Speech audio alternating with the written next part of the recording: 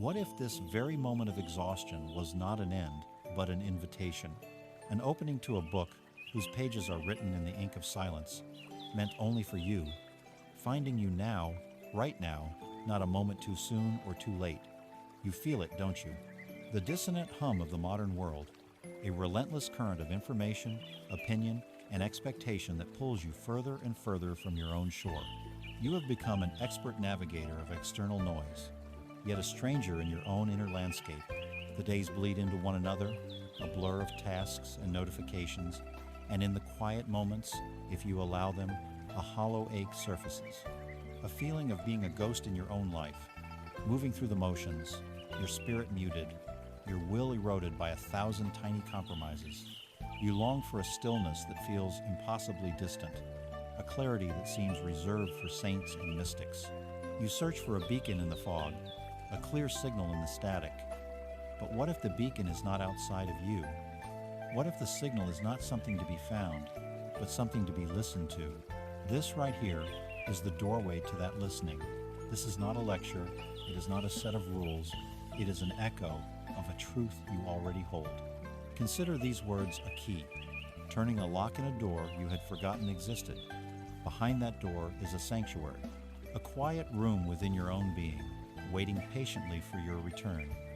Let the world outside fall away for a little while. The demands, the deadlines, the endless scroll, they can wait. They are not the real work. The real work begins now, in the stillness. It begins with a single, conscious breath. Inhale and exhale. You are now standing at the threshold. Step inside. The journey to reclaim your own soul, to rebuild your inner fortress, starts not with a shout, but with a whisper. Listen closely. Let us speak of the noise. Not the clamor of the city, the scream of a siren, the incessant ping of a device in your pocket. That is a shallow noise, an external distraction that can be muted with a door or a switch. I want to speak of a much deeper, more pervasive noise. The one you carry with you into the quietest rooms, the one that wakes you at 3 a.m. It is the deafening silence of your own mind, a space so filled with the cacophony of your own thoughts that true silence has become an alien concept, a forgotten language. You have built a life, perhaps unconsciously, that serves as a fortress against this silence. Your schedule is your shield, your to-do list is your sword. You tell yourself you are productive, you are driven, you are essential, and perhaps you are. But beneath that narrative, a deeper truth may exist. Your busyness is a sanctuary. It is a carefully constructed defense mechanism, not to achieve greatness, but to avoid emptiness. The constant motion, the endless pursuit of the next task, the next goal, the next distraction, it is all an elaborate strategy to avoid sitting still long enough to hear what the silence has to say, because you are afraid of what you will find there. This internal noise is a relentless orchestra, and you are its captive audience. It plays the same familiar, agonizing tunes on a loop, the sharp, piercing violin of past regrets, replaying conversations from years ago, searching for a different word, a better outcome that will never come, the low, ominous cello of future anxieties, rehearsing tragedies that have not yet occurred, building elaborate blueprints of failure and loss, the frantic, chaotic percussion of the present moment's judgment, a running commentary that criticizes your every action, questions your every motive, and measures your worth against an impossible standard. This is the noise. It is the static between stations, the hum of an engine that never turns off. And because it is constant, you have mistaken it for the sound of life itself. You have come to believe that this inner turmoil is a fundamental part of who you are. The truth is, it is merely the weather, and you have forgotten that you are the sky. The conflict, then, is a painful paradox. You crave peace more than anything. You dream of a quiet cabin by a lake, a silent retreat, a moment's respite from the relentless pressure. Yet when a sliver of that quiet presents itself, in the moments between meetings, in the car at a red light, in the stillness after the children have gone to bed, what do?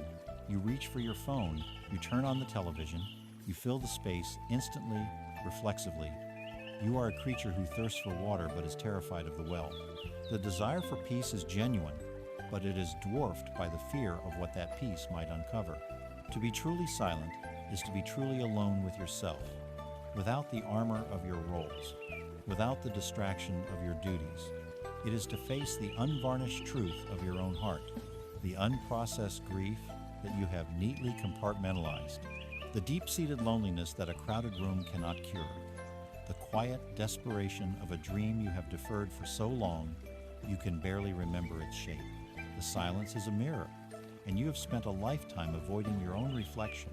So you keep running, keep doing, keep making noise, hoping that if you move fast enough, your own shadow will not catch up. But here is the core of this chapter, the truth that can begin to set you free. Peace is not the absence of noise. It cannot be. To wait for a world without chaos or a mind without thought is to wait for a day that will never dawn. True, unshakable peace is not a destination. It is a capacity. It is the ability to hear the silence behind the noise. It is the skill of being the calm, unwavering center of your own hurricane of thoughts. That silence is your birthright. It is the canvas upon which the chaotic painting of your mind is drawn. It has always been there, beneath the surface, waiting. The work is not to erase the painting, but to become aware of the canvas. Imagine you have lived your entire life in the heart of a sprawling, brilliantly lit city. Every night, the sky above you glows with a dull orange haze from the millions of electric lights. You have read about stars in books, seen pictures of them, but you have never truly witnessed them. To you, the night sky is a blank, illuminated dome. The concept of a vast, dark expanse filled with billions of ancient, glittering suns feels like a myth. Then, one night, a massive power failure strikes the entire region. The city plunges into an unfamiliar, profound darkness, and as your eyes adjust, you look up and you gasp. For the first time, you see it, the Milky Way, a luminous river of light, constellations you only knew by name, a depth, a majesty, an infinity that you could never have conceived of just moments before. The stars did not suddenly appear. They were always there. Their eternal, silent light was simply drowned out by the artificial glare of your world. Your internal noise, your relentless stream of thought, is the light pollution of your soul. Your anxieties, your plans, your regrets, your judgments, they are the street lights and billboards that create an impenetrable orange haze, blocking out the vast, silent wisdom of your own inner universe. The stars, your deep, true self, your innate peacefulness, have not gone anywhere. You have just forgotten how to turn off the lights. So how do you begin? Not with a grand gesture, not by force. You begin with a small act of intentional rebellion against your own inner tyrant of busyness. You begin with a practice of 5 minutes of silence. Find a place where you can be undisturbed. A chair, the floor, your parked car. Set a timer for 5 minutes. This is important. It is a container, a defined space that makes the infinite feel manageable. Now close your eyes and listen. Your instruction is not to clear your mind. That is a fool's errand, a recipe for frustration. A mind's job is to think, just as a heart's job is to beat. You cannot stop it by force. Instead, your task is simply to listen to the noise without becoming entangled in it. Listen to the hum of the refrigerator.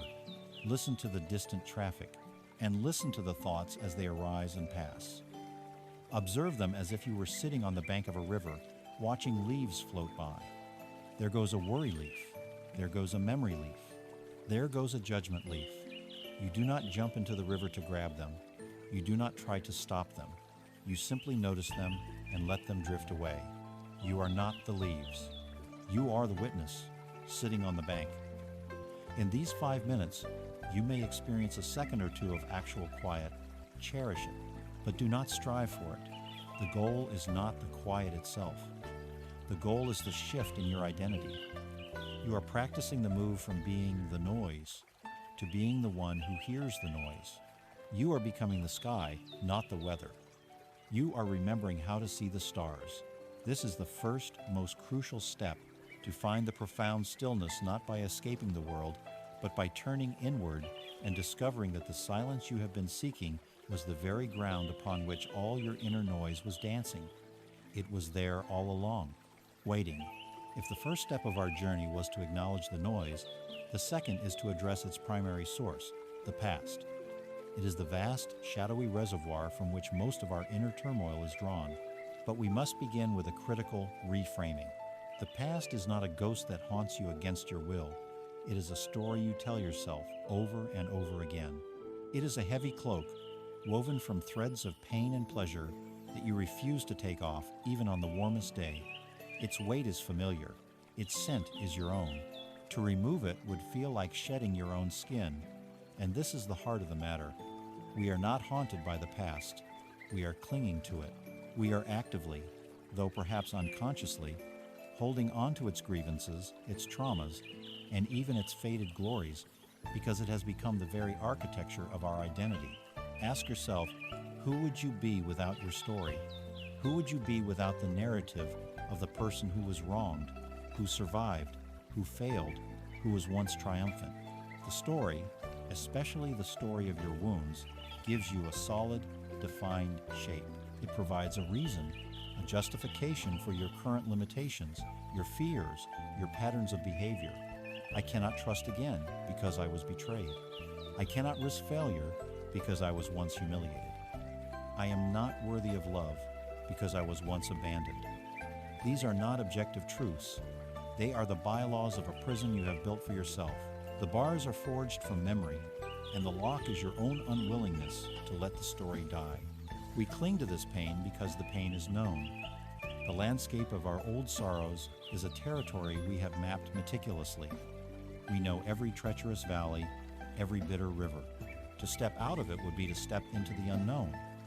And the human ego, the storyteller in your mind, prefers the familiar hell to an unknown heaven. The story, no matter how painful, provides a strange and toxic form of security. It gives you a script. You know your lines. You know your role as the victim, the survivor, the misunderstood hero. To let go of the script is to step onto a bare stage with no lines, no direction, and no idea what character you are supposed to play. That level of freedom can feel more terrifying than any prison. This creates a deep and exhausting conflict within you, a civil war in the heart. There is a part of you, the essential self, your soul, that yearns for the open ocean. It craves the fresh air of the present moment, the boundless possibility of a future not shackled to the past. This part of you knows, on an intuitive level, that you are more than the sum of your memories. It whispers of freedom, of lightness, of release. But there is another, louder part, the ego, the warden of your self-made prison. It fears annihilation. It believes that if the story of the past dissolves, you will dissolve with it, and so it fights. It fights to keep the memories alive, replaying them constantly to reinforce their power. It tightens the chains of resentment and regret, reminding you of every wound, every slight, every mistake. You are torn. You stand at the edge of the harbor, with one foot on the solid ground of your history and one foot on the deck of a ship ready to sail. You want to leave, but you cannot bring yourself to push off. You say you want to move on, but you spend your days polishing a beautiful, tragic monument to everything that has already happened. The freedom you claim to desire feels like a betrayal of the person you have been for so long.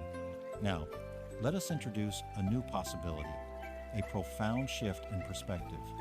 You are not what happened to you. You are the space where it happened. Read that again. You are not the trauma. You are not the heartbreak. You are not the failure or the success. You are the vast, silent, conscious awareness that witnessed all of it. A storm may rage through the sky with violent winds and thunder and lightning. But the sky is not the storm. The sky is the container, the silent, unchangeable space that holds the storm, allows it to be, and remains untouched when it has passed. You have mistaken yourself for the weather. You have identified with the fleeting, violent, and dramatic storms of your life. forgetting that your true nature is the calm, expansive, and eternal sky. This does not invalidate your pain. The storm was real, the winds were devastating, but it was an event that passed through you. It was not you. When you truly grasp this, the entire structure of your identity begins to shift from the fragile, event-based story to the indestructible, awareness-based truth of your being. Imagine a great ship, built for long voyages, with tall masts and strong sails, ready for any ocean. This ship is your potential. It is your life force, your capacity for joy, love, and creation. Yet this magnificent ship is stuck, bobbing listlessly in the harbor day after day, year after year. The winds of opportunity blow, the currents of the present moment beckon, but the ship does not move. The crew, your conscious mind, grows frustrated. They blame the wind for not blowing in the right direction. They blame the sea for being too rough. They blame other ships for blocking their path.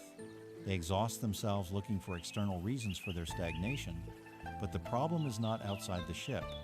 The problem lies beneath the surface, unseen. Deep in the dark, muddy seabed, a massive, heavy anchor is lodged. This anchor is your past.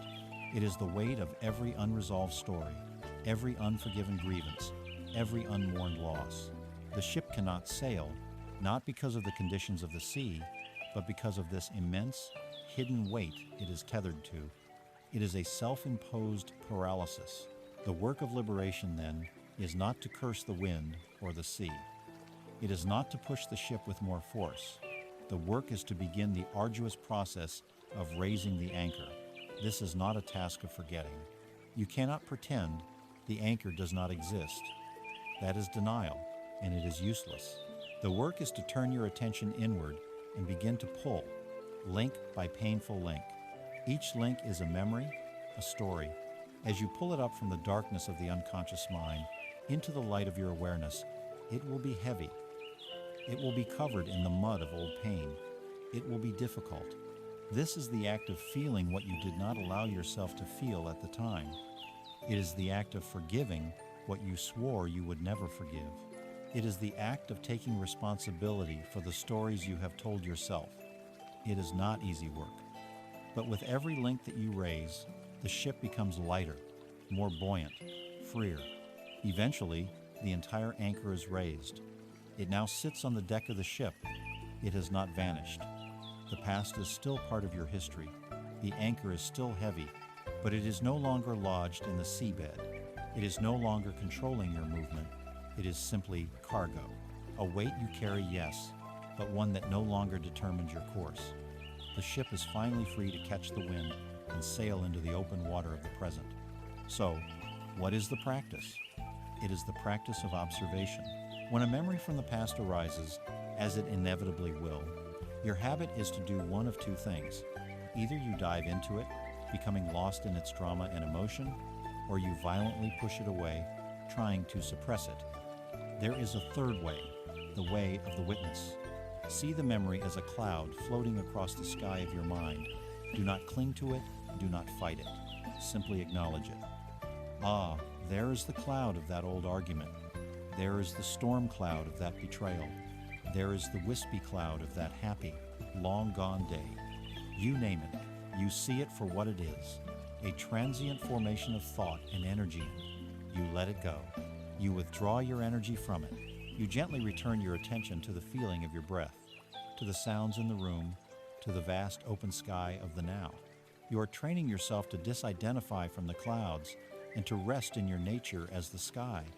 You are raising the anchor, one conscious moment at a time. This is how you reclaim your power from the past, not by erasing it, but by integrating it, by transforming it from the invisible force that holds you captive into a known part of your history that you carry with you into a future of your own making. We have spoken of the noise that distracts you and the anchor of the past that holds you.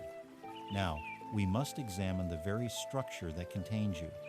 We must speak of the walls of your prison. But these are not walls of stone or steel.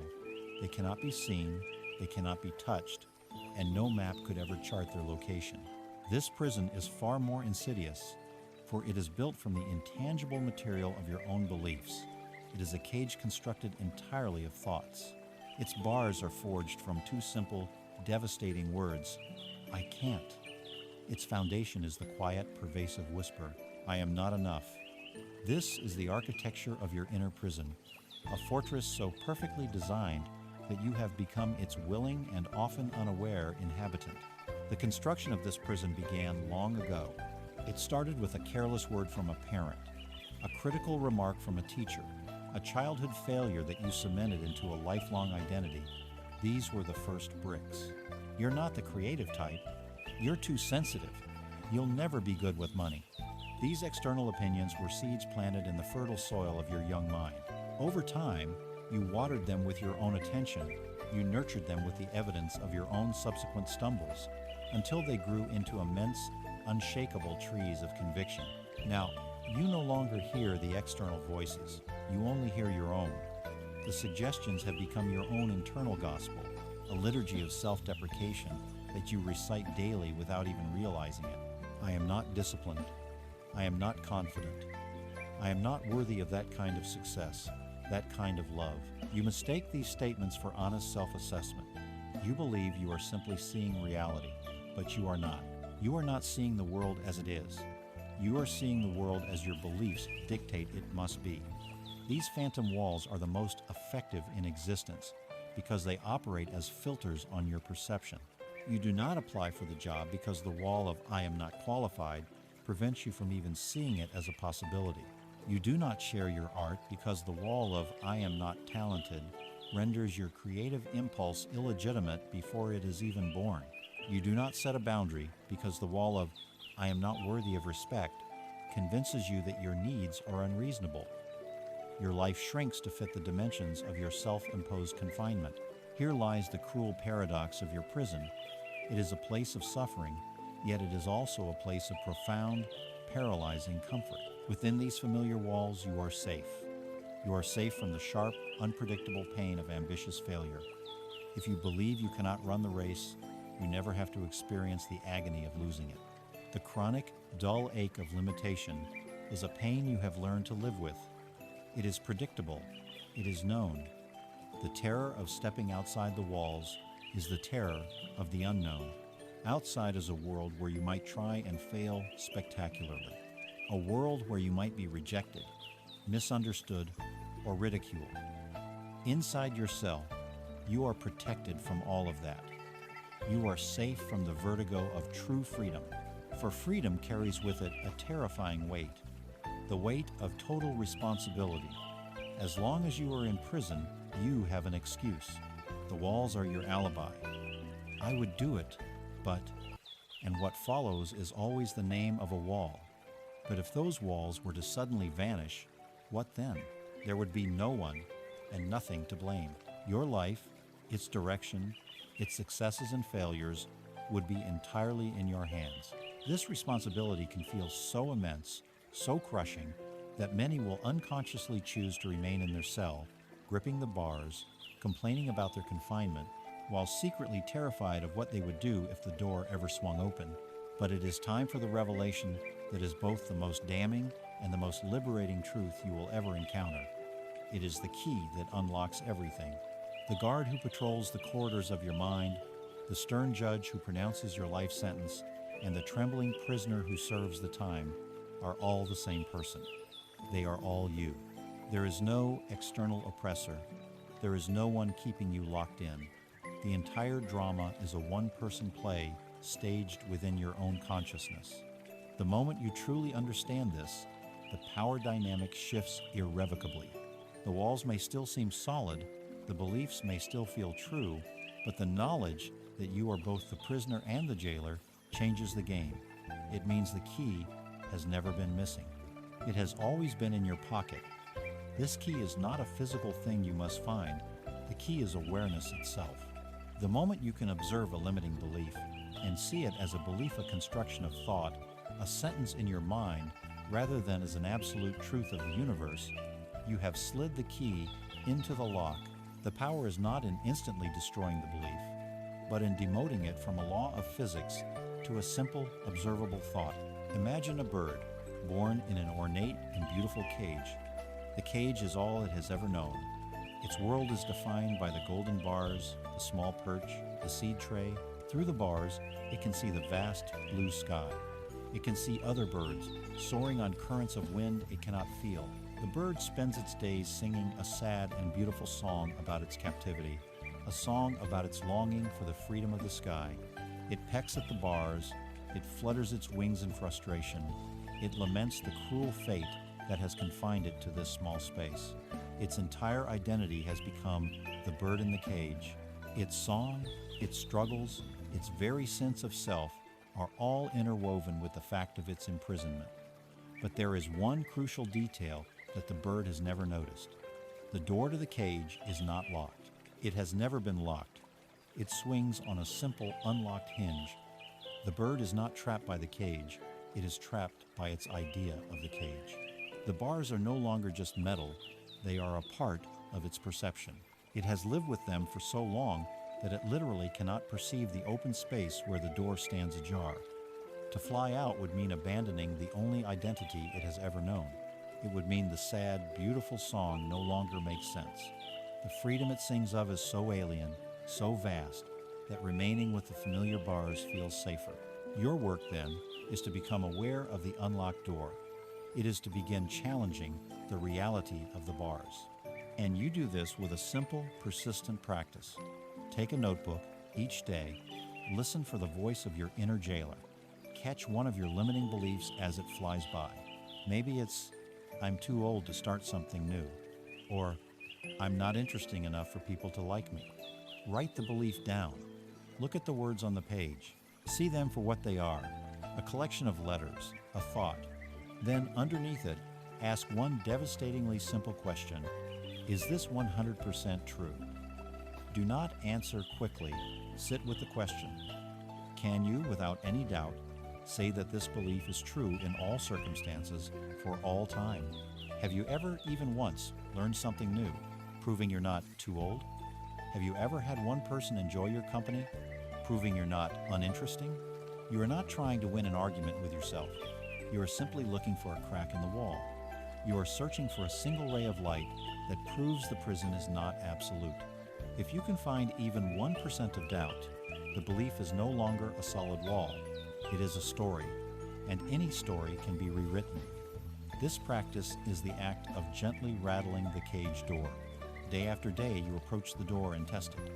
You show the bird within you that its confinement is a choice, not a sentence.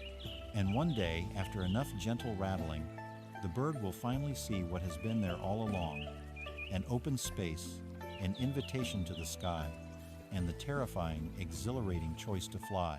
Having examined the noise that distracts, the past that anchors, and the beliefs that imprison, we arrive now at the fuel that feeds this entire system of self-limitation. We must speak of the hunger for echoes.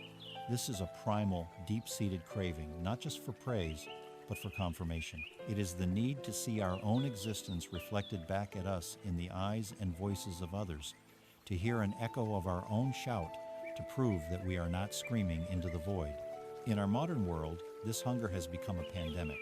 It is the reflexive refresh of a web page, the subtle count of likes and shares, the carefully curated performance of a life designed not for living, but for viewing. We have become ghosts in our own stories, waiting for the applause of an unseen audience to reassure us that we are real. This hunger is not a symptom of vanity or arrogance. It is a symptom of a deep and aching emptiness within. When you lack a solid, internally generated sense of self-worth, you become a perpetual beggar for scraps of validation from the external world. Your sense of self becomes a hollow vessel, and you are entirely dependent on others to fill it. A compliment, a word of praise, a moment of recognition, these are like sips of water to a person dying of thirst. They provide immediate, intense relief. But the relief is temporary. The water evaporates quickly under the heat of your own inner doubt, and soon the vessel is empty once more. The thirst returns, more desperate than before. This creates a vicious, addictive cycle. The more validation you get, the more you need. The act itself, the work, the art, the living, becomes secondary to the reaction it provoces. You start tailoring your actions to elicit the desired echo. You smooth your rough edges, you dilute your controversial opinions, you choose the safer, more palatable version of yourself because it guarantees a warmer reception. You are no longer a voice. You have become an echo of other people's expectations. To build an identity upon the foundation of external validation is to build a house on the surface of the ocean. Your emotional state becomes entirely subject to the changing tides of public opinion, a force you can never control. A wave of praise can lift you to euphoric heights. A wave of criticism, or worse, a dead calm of indifference, can plunge you into the depths of despair. You hand the strings of your own heart to strangers, to algorithms, to the fleeting whims of the crowd, making yourself a puppet in your own life. This creates an unbearable inner conflict. There is a part of you, your authentic self, that wants to speak its unvarnished truth. It wants to create the strange, raw art that is uniquely yours. It wants to live a life aligned with its own peculiar, deeply held values, regardless of whether that life is photogenic or popular. This is the voice. But this authentic impulse is constantly at war with your hunger for the echo, the fear of rejection, of being misunderstood, of being cast out from the tribe, is a powerful silencer. If I show them who I truly am, the fear whispers, will they still love me? Will the echoes stop? Will I be left all alone? And so, in 1,000 small ways every day, you make a choice. You betray your own voice to please the audience. You trade the gold of authenticity for the trinkets of approval. It is a bargain that will always leave you bankrupt. The profound and liberating truth is this: the cure for the hunger for echoes is not to finally receive enough applause to satisfy the craving. That is impossible, for the hunger is infinite. The cure is to render the applause irrelevant. It is to cultivate a source of validation so deep, so unshakable, and so entirely your own that the presence or absence of external echoes ceases to be the measure of your worth. The validation you have been desperately seeking from the world is not found in the roar of the crowd, but in the quiet, unwavering integrity of your own soul. True self-worth is not granted, it is earned. It is earned through acts of courage you perform when no one is watching. It is earned by keeping the promises you make to yourself. It is the quiet, internal nod of approval you give yourself when you have chosen the difficult, honest path over the easy, dishonest one. It is a resonance not with the world, but with yourself. Imagine a person living in a dry, barren land. Their deepest need is for water. Next to their home there is a well, but it has long been dry. The earth is packed hard, and the underground springs are deep. Instead of undertaking the difficult, unglamorous work of digging the well deeper, this person becomes an obsessive storm chaser.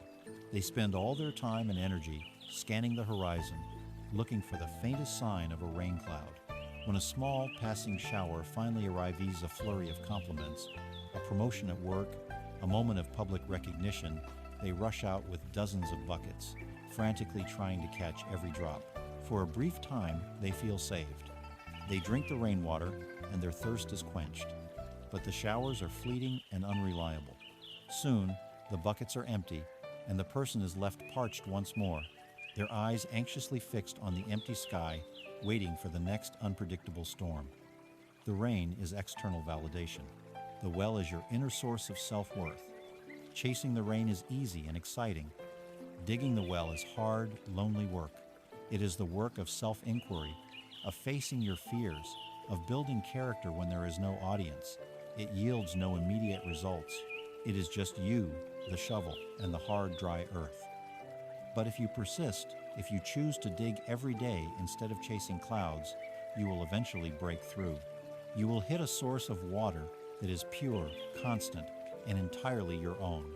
You will have tapped into the underground spring of your own being. This water does not depend on the weather. This nourishment flows from within, and it can never be taken from you. So how do you begin to dig? You start by breaking the feedback loop. You must learn to act without an audience. This is the practice. Every single day, commit to doing one thing, one small act, and resolve to tell no one about it. This is not for your journal, not for your partner, not for a social media post. This is a secret treasure for you alone. It can be an act of secret kindness. Pay for the coffee of the person behind you in line and leave before they know. Write a heartfelt letter of appreciation to an old mentor and never send it. It can be an act of secret creativity. Write a page of a story and then burn it. Compose a melody on a piano and let it vanish into the air. Go for a walk and find the most beautiful, hidden detail in nature, and take a picture of it only with your mind. The purpose of this act is to sever the connection between action and reaction. The reward is not the echo. The reward is the action itself. It is the feeling of kindness, the spark of creativity, the moment of beauty. By not sharing it, you are hoarding its energy within you. You are taking that small amount of rainwater, and instead of drinking it, you are pouring it back into your own dry well. It is the first shovelful of earth. It is the beginning of the digging. It is the radical act of deciding that the witness of your own soul is audience enough. Over time, these secret treasures accumulate, and the well begins to deepen. You start to build a reservoir of self-respect that is independent of any outside opinion. You are learning to generate your own light, so you no longer need to live in anyone else's shadow. We have built a world that worships at the altar of doing. Our value is measured by our output, our schedules are our scriptures, and busyness has become the highest badge of honor, a public declaration of our importance. In this frantic cult of productivity, the most courageous and necessary act of rebellion is the sacred art of doing nothing. This is not the same as laziness. Laziness is avoidance, a lethargic resistance to what must be done. The art of doing nothing is a conscious, intentional, and deeply restorative practice. It is the deliberate choice to step off the ceaseless treadmill of tasks and goals, not out of apathy, but out of a profound wisdom that understands that all meaningful action is born from stillness. Yet, we have been conditioned to see stillness as a sin. An empty space in our calendar is not an opportunity, but a void that triggers anxiety, a vacuum that must be immediately filled with more doing. This relentless drive to be busy is a complex psychological defense. On the surface, it is tied to our sense of worth. We have deeply internalized the equation that busy equals important and productive equals valuable. To be still, to be idle, feels synonymous with being worthless, with falling behind in a phantom race against everyone else. We wear our exhaustion like a medal, a testament to our commitment and our relevance. But beneath this surface layer lies a deeper truth. Our constant motion is a powerful anesthetic. It is a sophisticated strategy for numbing ourselves to the uncomfortable whispers of the soul. When you are rushing from one meeting to the next, answering emails at midnight, meticulously planning your every waking hour, you have no time to feel the quiet ache of loneliness, the deep confusion about your life's purpose, or the gnawing dread of your own mortality. The exhaustion of doing feels safer than the clarity of being. It is a shield against the existential questions that surface only in the quiet moments. Furthermore, our obsession with activity creates a powerful illusion of control. By filling our lives with tasks we can manage and complete, we feel a sense of agency over a world that is fundamentally chaotic and unpredictable. To be still is to confront this lack of control, to sit with the vulnerability of being a small part of a vast, mysterious universe. And so, we retreat into the manageable chaos of our to-do lists, preferring the tyranny of the urgent over the vastness of the important. This conditioning creates a painful inner conflict. A part of you, your body and your spirit, is crying out for rest. It is depleted, frayed, running on fumes. Yet the moment you grant yourself permission to stop, a chorus of inner critics begins its vicious assault. You're wasting precious time. You should be doing something more productive. So-and-so is launching a new project, and you are just sitting here. Guilt and anxiety begin to churn within you, making the act of resting more stressful than the act of working. This leads to a state of being where you are never truly at rest. You may take a vacation, but your mind is still at the office, planning, strategizing, worrying. You may be lying on a sofa, but you are simultaneously scrolling through feeds, consuming information, mentally optimizing your future. You are physically still, but mentally sprinting. This is not rejuvenation. It is a continuation of the burnout in a different guise. You are trapped in a no man's land between the exhaustion that comes from constant action and the profound guilt that comes from inaction. The escape from this trap lies in a radical re-understanding of where effective action comes from. The most powerful, intelligent, and aligned actions do not spring from a frantic, panicked mind. They arise from a state of deep inner stillness. Action born from panic is reactive. It is thrashing in the water, a desperate attempt to stay afloat that only depletes your energy faster and pulls you under. It is making a rash decision in a crisis that creates 10 new problems. It is speaking from a place of anger or fear and causing irreparable damage. Action from stillness is a different species entirely. It is intuitive. It is potent. When you allow the churning waters of your mind to settle, the mud sinks to the bottom and the water becomes clear. In that clarity, you can see the path forward. You can distinguish between the noise of your own fear and the quiet signal of your own wisdom. The solution to a complex problem often appears not when you are actively wrestling with it, but when you have let it go and are walking in the woods. The most powerful response in a difficult conversation often comes after a conscious silent pause. The core message is this: stop thrashing, be still, allow the waters to clear. The right action will reveal itself. Imagine a wise farmer, one who understands the deep, cyclical rhythms of the earth.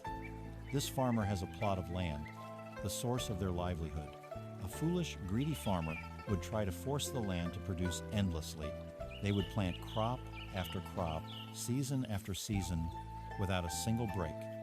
For a short time, this might work, but soon the soil would become depleted, exhausted of its vital nutrients. The crops would grow weaker, smaller, more susceptible to disease. Eventually, the land would become barren, unable to produce anything at all. The wise farmer knows a deeper truth. They know that after a harvest, a field must be allowed to lie fallow. For a full season, they will plant nothing. To an outside observer, this fallow field looks useless. It appears unproductive, empty, a waste of good land. But the wise farmer knows that this period of non-doing is the most crucial part of the cycle. Beneath the silent surface, a sacred and invisible work is taking place. The soil is breathing. Microorganisms are breaking down old roots, creating new, rich humus. The earth is healing itself, regenerating its life force, gathering its strength for the season to come. The harvest from a field that has been allowed to rest is always more abundant, more vibrant, and more resilient. Your mind, your heart, your soul, this is your field. Our culture has taught you to be the foolish farmer, demanding constant output, feeling guilty for every fallow moment. You have exhausted your inner soil. Your creativity is thin, your resilience is low, and your spirit is weary. The sacred art of doing nothing is the practice of letting your field lie fallow. It is the conscious decision to stop planting, to stop striving, to stop producing, and to simply allow your inner ground to recover. To practice this, you must treat stillness as a non-negotiable appointment. Schedule it into your life. Call it your fallow time. Perhaps it is 1 hour every Sunday afternoon. Perhaps it is 20 minutes every evening. During this time, the only rule is that you must have no goal. This is not time to catch up on reading for work. It is not time to plan the week. It is time for purposelessness. Go for a walk without a destination. Let your feet lead you. Sit on a park bench and simply watch the world go by, without judging, without narrating.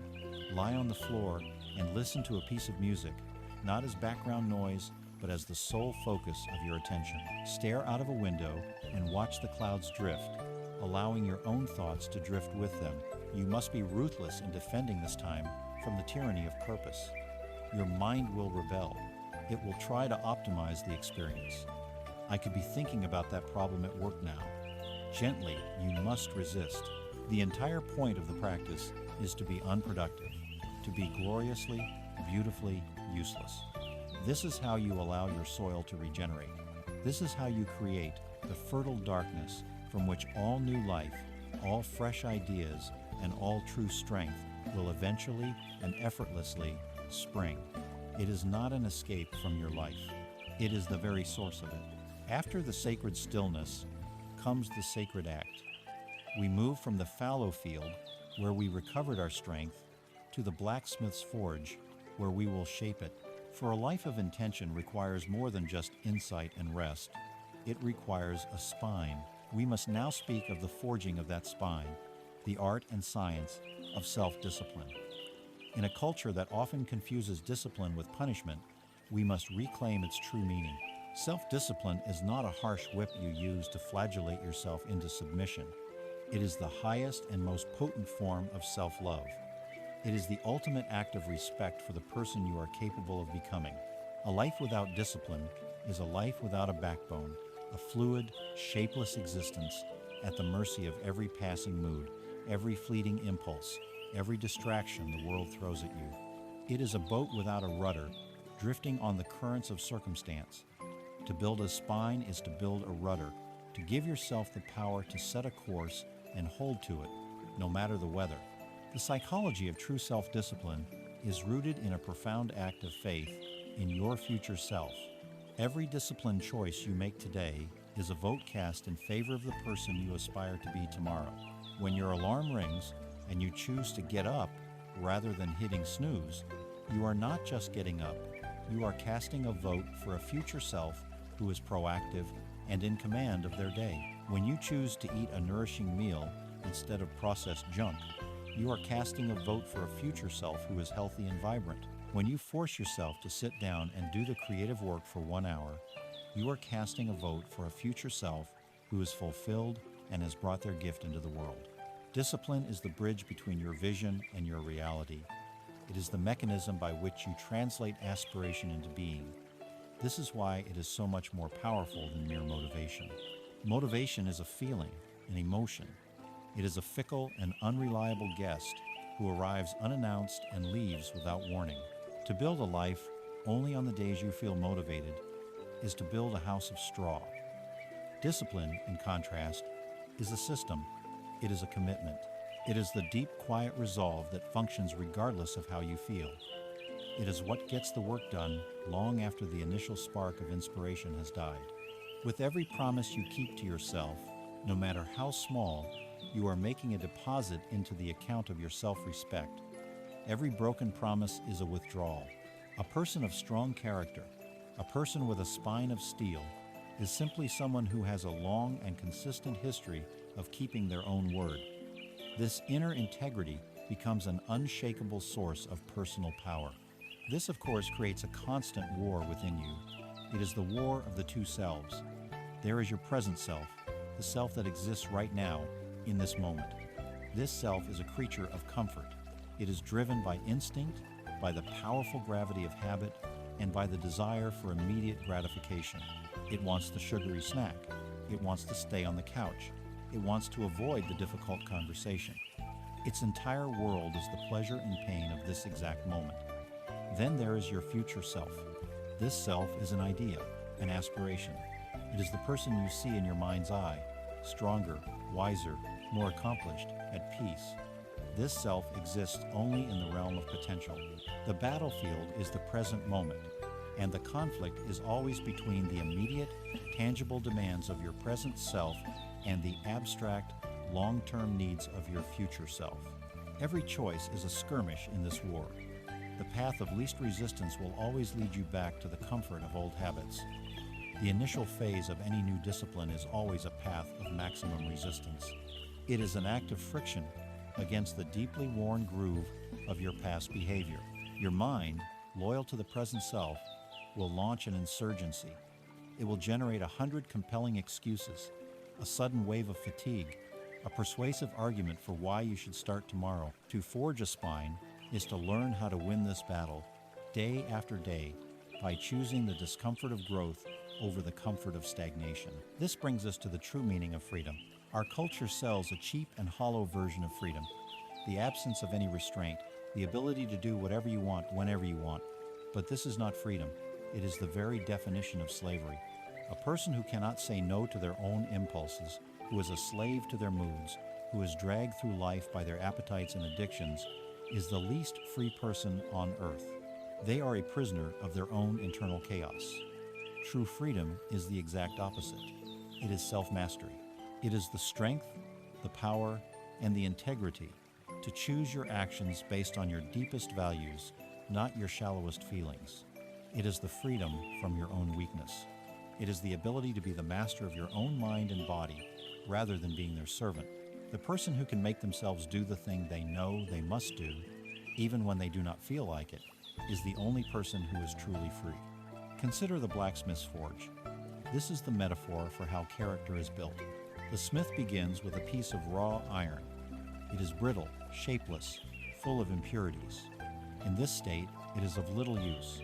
This is our raw, undisciplined potential. The blacksmith, who is your conscious will, your higher self, knows that to transform this iron, it cannot be coddled.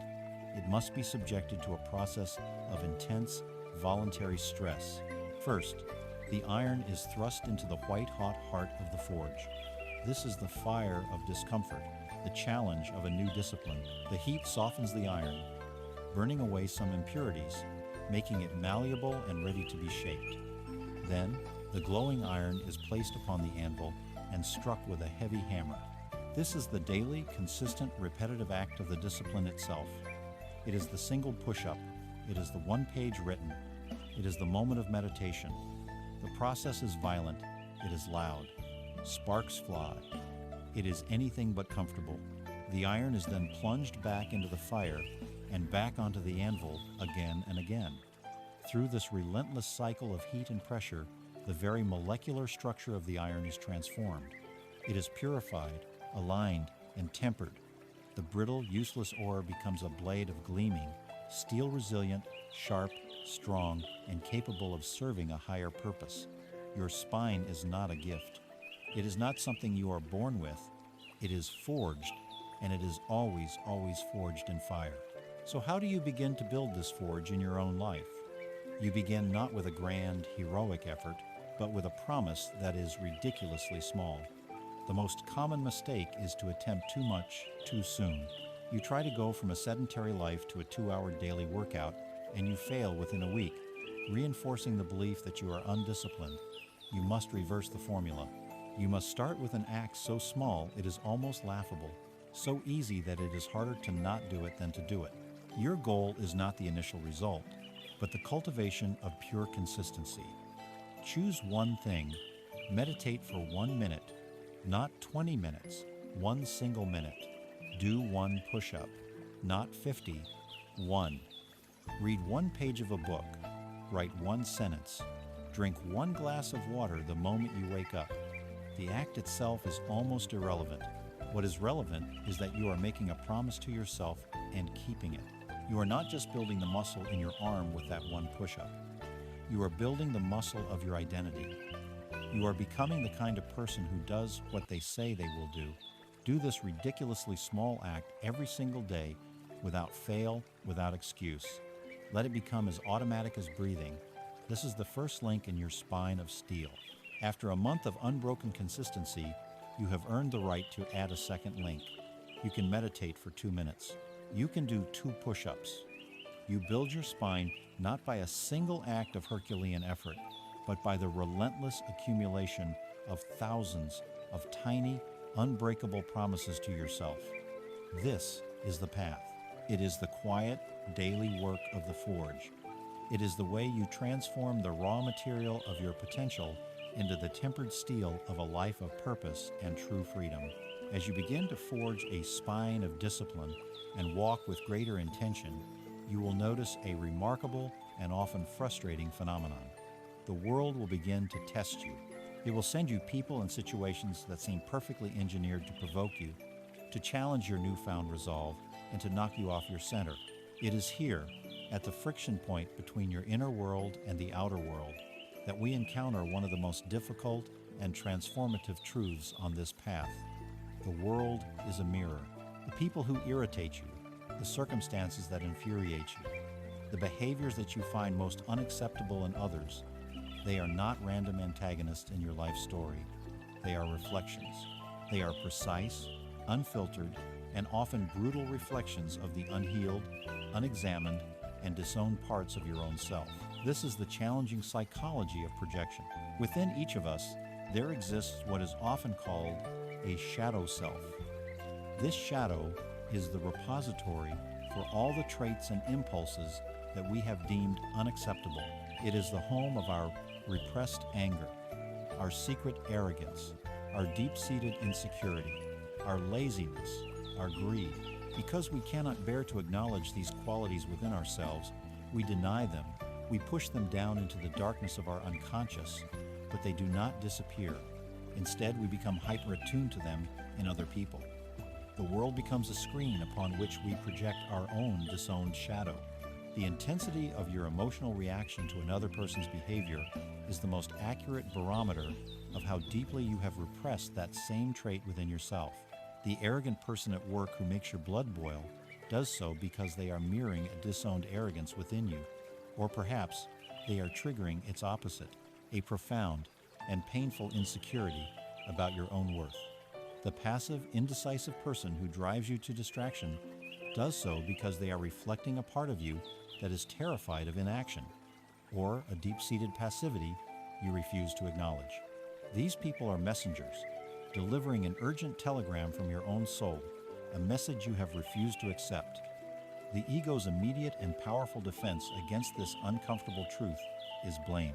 It is infinitely easier, in the moment, to label the other person as wrong, as broken, as the sole source of the problem. Blame is a shield. It protects you from the searing light of self-inquiry. It allows you to maintain the comfortable illusion of your own righteousness while casting the other as the villain.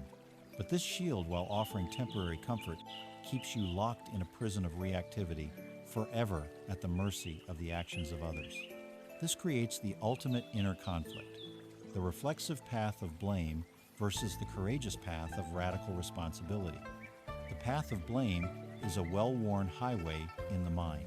The moment a trigger occurs, the mind constructs an immediate and compelling story. I am feeling this anger because of what you did. My peace has been shattered by your incompetence. This narrative is seductive because it casts you in the role of the victim, an innocent party afflicted by an external aggressor. But the role of the victim is, by its very nature, a position of complete powerlessness. If your inner state is dependent on everyone around you behaving exactly as you wish, you are doomed to a life of perpetual frustration and disappointment. The path of radical responsibility is a narrow, overgrown, and difficult trail. It is the willingness, in the face of that same emotional trigger, to suspend the story of blame. It is the heroic choice to withdraw the pointing finger from the other person and to gently, courageously turn it back toward yourself. It is the willingness to ask the most terrifying and empowering question there is: what is this situation showing me about myself? This path is difficult because it requires you to abandon the intoxicating righteousness of being right. But it is the only path that leads to true power because it returns the locus of control to the only place it has ever truly been, within you. This leads to the core message that can transform every relationship and every frustrating circumstance in your life. Every external annoyance is a sacred invitation. The universe is not conspiring against you. It is conspiring for your evolution. The most difficult people in your life are not your enemies. They are your most powerful spiritual teachers, your unpaid gurus assigned to you to illuminate the exact corners of your own being that most need light. Every flash of anger, every wave of irritation, every surge of judgment is a knock on your door. It is an invitation from reality to look inward, to heal a wound, to integrate a shadow, to release a limiting belief. To repeatedly ignore this knock, to blame the messenger and refuse the message, is to choose to remain asleep, to remain a prisoner of your own unconscious reactions. To answer the knock, to pause and look inward, is to step onto the fast track of personal liberation. The metaphor is simple, yet perfect: the mirror. Imagine you wake up in the morning and walk to the bathroom. You look in the mirror and see a large smudge of black dirt on your cheek. What is your logical response? You do not scream at the mirror. You do not accuse the mirror of being dirty or malicious. You do not punch the mirror, shattering it into 1,000 pieces in a fit of rage. To do so would be the act of a madman. You instantly recognize that the mirror is a neutral tool. It is simply providing you with accurate, valuable information about the state of your own face. Its function is to reflect what is present. Armed with this information, you take a washcloth, you apply soap and water to your own cheek, and you wipe the smudge away. You then look back at the mirror, and the reflection is clear. The problem was never with the mirror, it was with you. Now, apply this sanity to your life. Other people, especially the ones who trigger you, are this mirror. When their behavior reflects a smudge back at you, a flash of your own unacknowledged anger, the sting of your own insecurity, the shadow of your own prejudice, your conditioned, insane reaction is to attack the mirror. You argue with it, you try to fix it, you gossip about it, you try to remove it from your life. The path of wisdom is to do with people what you would do with a simple piece of glass. Thank the mirror for the information, turn your full attention inward, and begin the work of cleaning your own face. The practice for this is as simple to understand as it is difficult to execute. It is the practice of the reflective pause. The next time you feel that familiar flash of a trigger, that rush of anger, judgment, or irritation toward another person, you must train yourself to create a space between the trigger and your reaction. In that space, even if it is only for the length of a single deep breath, you do not speak, you do not act, you turn your attention inward, and in the silence of your own mind, you ask the question, what unhealed part of me is this person's behavior touching right now? You are not looking for a complex psychoanalytic answer. You are simply shifting the vector of your attention. Is it your fear of being seen as incompetent? Is it your need for control? Is it your own deep-seated belief that you are not worthy of respect? Is there perceived laziness touching your own fear of what would happen if you ever truly rested? The initial answers are less important than the sincere asking of the question. You are using the external friction as a diagnostic tool. You are allowing the person who is upsetting you to become a flashlight, helping you to explore the dark, unmapped cellars of your own psyche. This practice, repeated over time, will fundamentally change your relationship with the world. You will begin to see your enemies as your greatest allies. You will greet moments of frustration not with rage, but with a strange sense of curiosity. You will realize that the path to peace with the world is not through changing everyone else, but only through the courageous and relentless work of knowing and healing yourself.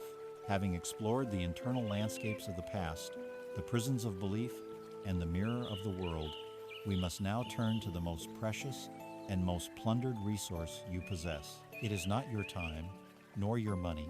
It is the very currency of your life, the raw material from which your entire experience is woven. It is your attention. In the silent, invisible war of the modern age, you are not the customer. You are not the user. You are the product, and your focused attention is the prize. There is a vast, sophisticated, and unimaginably wealthy architecture of systems whose sole purpose is to mine this resource from you, second by second, distracting you from your own life so that they may profit. To be unaware of this battle is to be a willing casualty. To reclaim your attention is the fundamental act of sovereignty in the 21st century. The architects of this grand theft are masters of psychology. They are the digital pickpockets who have engineered the endless scroll, the irresistible notification, the clickbait headline, and the algorithm that knows your desires better than you do. These are not neutral tools. They are precision weapons designed to exploit the most primitive parts of your brain, your craving for novelty, your fear of being left out, your deep-seated need for social validation. Every red dot, every ping, every buzz is a carefully crafted lure, pulling your consciousness away from your chosen path and into their managed environment. The consequence of this relentless bombardment is the fragmentation of your mind. Your ability to sustain deep, prolonged focus has been shattered into 1,000 tiny pieces. You live in a state of continuous partial attention, your mind flitting like a nervous insect from email to text message, from news alert to social feed. You may be physically present in a conversation, but your mind is elsewhere, already anticipating the next digital hit. This state of constant distraction is not benign. It is the source of the pervasive, low-grade anxiety that hums beneath the surface of modern life. It prevents deep thought, genuine human connection, and the creation of any meaningful work. The great equation that you must grasp is this: your life experience is nothing more and nothing less than the sum total of what you have chosen to pay attention to. If your days are spent consuming a diet of trivial distractions, manufactured outrage, and the curated lives of others, then that is the substance of your life.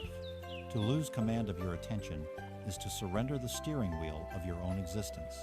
This creates a constant, moment-to-moment inner conflict, the battle between the shallow and the deep. The digital world offers an endless buffet of shallow, instantly gratifying pleasures. Each notification, each like, each new image provides a tiny, fleeting hit of dopamine, a neurochemical reward that makes you feel good for a split second. It is a mental slot machine, and you are pulling the lever hundreds of times a day, addicted to the possibility of a small, meaningless payout. In stark contrast, the rewards of the deep are hard-won. Deep focus, the state of consciousness required to learn a difficult skill, to solve a complex problem, to create a piece of art, to be truly present with a loved one, is not easy. It requires pushing through an initial wall of resistance and boredom. Its rewards are not immediate. They are delayed, cumulative, and profoundly satisfying. The conflict, then, is a choice that presents itself in every unoccupied moment. Do you choose the easy, addictive comfort of the shallow distraction? Or do you choose the difficult, demanding, but ultimately nourishing work of deep engagement? Our brains, rewired by years of conditioning, are now hardwired to choose the former. To choose the deep is an act of conscious rebellion against your own programming. Here's the principle that allows you to reclaim your power. It is simple to state and a lifetime's work to master. Where your attention goes, your life grows. Think of your attention as a combination of sunlight and water. It is the fundamental energy of creation. Whatever you consistently pour your attention onto will flourish in your experience. If you pour your attention onto your grievances, onto the injustices done to you, onto what is wrong with the world, you will grow a magnificent garden of bitterness and resentment. If you pour your attention onto feelings of gratitude, onto the small beauties of your day, onto what is working in your life, you will cultivate an unshakable sense of abundance. If you pour your attention onto your craft, your skill will deepen and blossom. If you pour it into your relationships, they will become richer and more meaningful. You are a gardener. You may not be able to control the weather of external events, but you have absolute power over where you point the hose. This is not a passive process. It is the ultimate act of conscious creation. You are shaping your reality moment by moment with every choice about where you place your focus. Let us use a metaphor. Imagine your raw potential, your life force, is the sunlight bathing a vast field on a summer's day. The light is everywhere. It is diffuse, gentle, and warm. It sustains life in a general ambient way. This is your scattered attention. It is pleasant. It allows you to drift through your days, but it lacks the power to make any significant transformative change. Now, imagine the hand of your conscious will holding a magnifying glass. The hand does not create the sunlight, but it has the power to command it. With intention and stability, the hand angles the glass just right, gathering the diffuse, gentle rays from a wide area and concentrating them into a single, tiny, white-hot point of light. This focused point is no longer merely warm. It is powerful. It can scorch a dry leaf. It can char a piece of wood. And if held steadily with unwavering focus, it can start a fire. Your scattered attention can warm your life, but it is your focused attention that gives you the power to burn through obstacles, to ignite new passions, to forge a new reality. It is the difference between a pleasant glow and a creative inferno. The practice, then, is to learn how to be the hand that holds the magnifying glass. It is to wage a quiet insurgency against the forces of distraction. You do this by creating a sacred, inviolable sanctuary for deep focus in your day. You will schedule this time as you would the most important meeting of your life. Call it your power hour. For 60 minutes, you will create an environment that is intentionally hostile to distraction. This means your phone is not simply on silent. It is turned off and placed in another room. This is non-negotiable. On your computer, every tab, every window that is not essential to the single task at hand is closed. Every notification, every alert, every pop-up is disabled. You are creating a digital clean room. You must inform those you live and work with that during this hour you are unavailable. You are descending into the deep, and you cannot be disturbed. During this power hour, you dedicate yourself to a single important task, not two tasks, one. It may be writing a report, practicing a piece of music, studying a complex subject, or brainstorming a new project. Be prepared. The first 15 to 20 minutes will be a struggle. Your mind, like an addict in withdrawal, will itch for its usual fix. It will generate a dozen urgent reasons why you should check your email or look something up. Your job is to treat these impulses like passing clouds, gently and repeatedly bringing your focus back to the task at hand. This is the act of steadying the magnifying glass, and if you persist, something magical will happen. You may enter a state of flow, a state of deep immersion where time seems to dissolve. Your sense of self fades, and the work feels effortless. You will emerge from this hour not depleted, but energized, with more accomplished in these 60 minutes than in the previous 3 hours of scattered work. This practice, performed daily, will not just make you more productive. It will rewire your brain. It will rebuild your capacity for depth. It will be the forge in which you reclaim the most valuable currency you own, and with it, the power to create a life of your own design. As you learn to steady the lens of your attention, you gain the capacity to turn that focused light inward toward the most volatile and feared territory of your inner world. We must now speak of your emotions, not the gentle, passing moods, but the great, powerful surges of feeling that can hijack your body and mind in an instant. We have been taught to see our rage, our fear, our jealousy, and our profound grief as enemies to be conquered, as shameful pathologies to be hidden, or as monsters to be caged. This is a fundamental and tragic misunderstanding. These powerful forces within you are not monsters. They are dragons. They are ancient, primal, and full of a raw, magnificent power. And your life's task is not to slay them, but to learn to ride them. Our primary error is to label these forces as negative. An emotion is never negative. It is simply information wrapped in energy. It is a primal intelligence that communicates in a language older than words. Your anger is not bad. It is a fiery messenger telling you that a boundary has been violated, that a value you hold sacred is under threat. Your fear is not a weakness. It is a wise, cold sentinel, alerting you to potential danger and calling for your prudence. Your grief is not a pathology. It is the holy testament to your capacity to love, the measure of a connection that mattered deeply.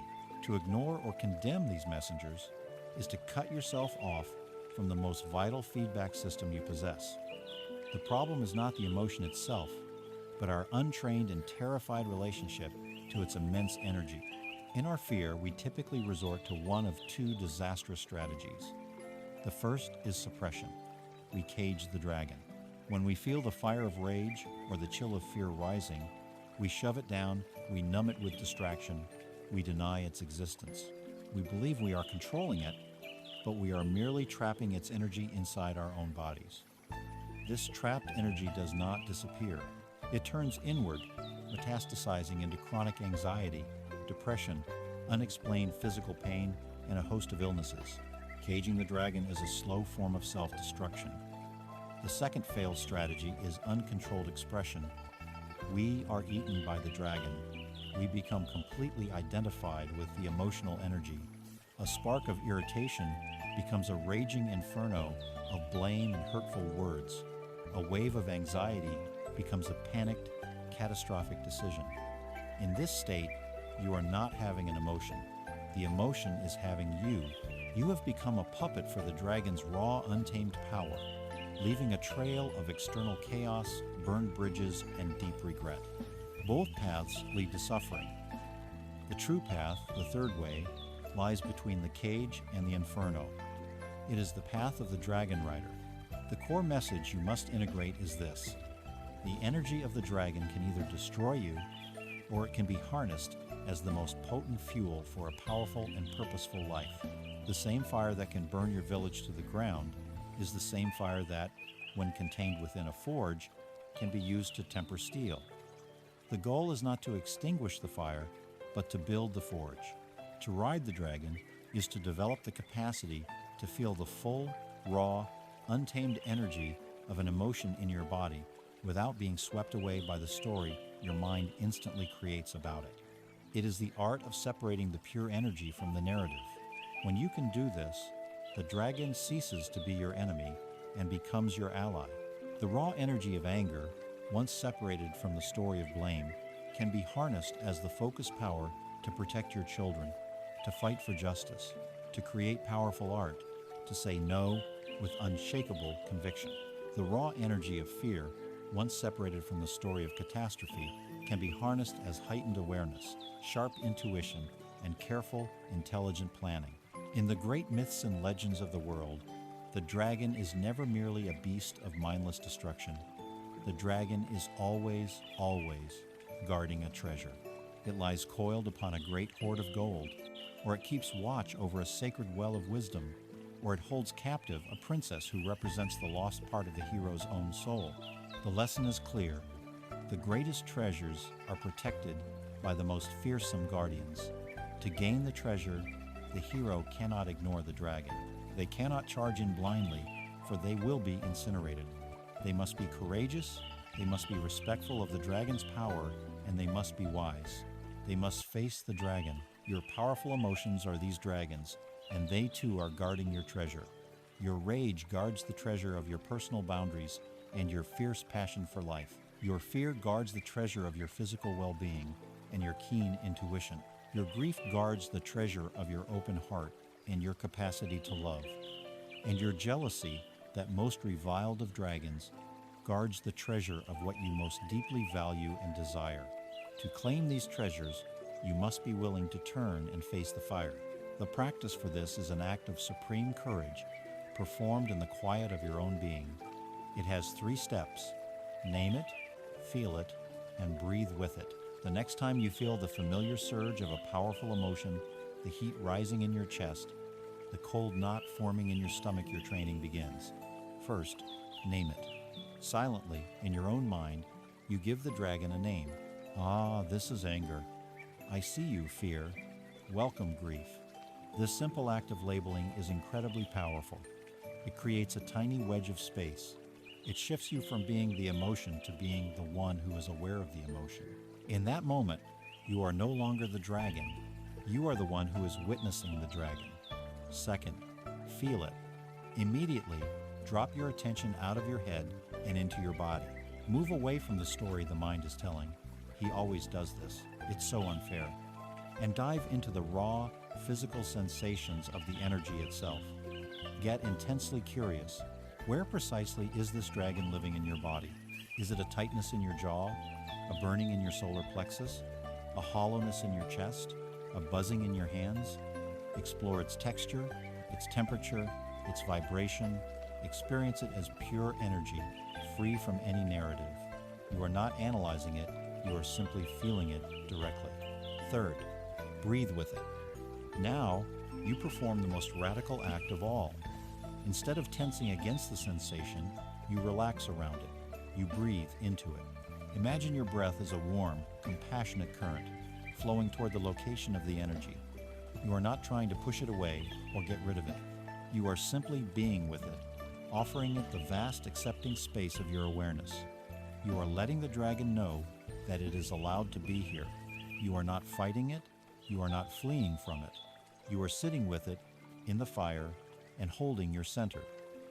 This is how you befriend the beast. As you practice this, you will find that the raw energy, when met with conscious awareness, will move through you and dissipate on its own. Often quite quickly, you have allowed the dragon to deliver its message and release its energy, without caging it and without letting it burn down your world. You have taken your seat as the rider, and in doing so, you have claimed the treasure that it was always guarding for you, the treasure of your own wholeness and power. We have faced the dragons of emotion and learned to harness their fire. Now we must turn our attention to the language of the dragon tamer, the spellcaster, the silent architect of our perceived reality. We must speak of the weight and power of the words you use, not with others, but with yourself. For this internal monologue, this ceaseless narrator in your skull, is the most profound and influential conversation of your entire life. It is a sacred incantation, repeated thousands of times a day, that either blesses or curses your existence. It is a slow-acting poison or a life-giving elixir, and the choice of which to drink, moment by moment, is entirely yours. There is a scribe who lives within your mind. This scribe is tirelessly diligent, documenting every moment of your life, writing the story of you as it unfolds. But this scribe is not an objective journalist. It is a biased storyteller, and its primary source material is the language you feed it. If the vocabulary you provide is one of shame, fear, and limitation, then the story it writes will be a tragedy. When you make a mistake, and your instant internal response is, "I'm so stupid," the scribe dutifully writes that down. When you face a challenge and think, "I'll never be able to do this," the scribe chisels that into the record. When you look in the mirror and think, "I'm not good enough," that becomes a headline. Over time, this narrative ceases to feel like a story. It begins to feel like the truth. You then go out into the world and unconsciously seek evidence to prove the scribe's narrative correct. A neutral comment from your boss is interpreted as criticism. A failed attempt is seen not as a learning experience, but as definitive proof of your inadequacy. Your reality conforms to the script. We often mistake this brutal inner critic for a tool of self-improvement.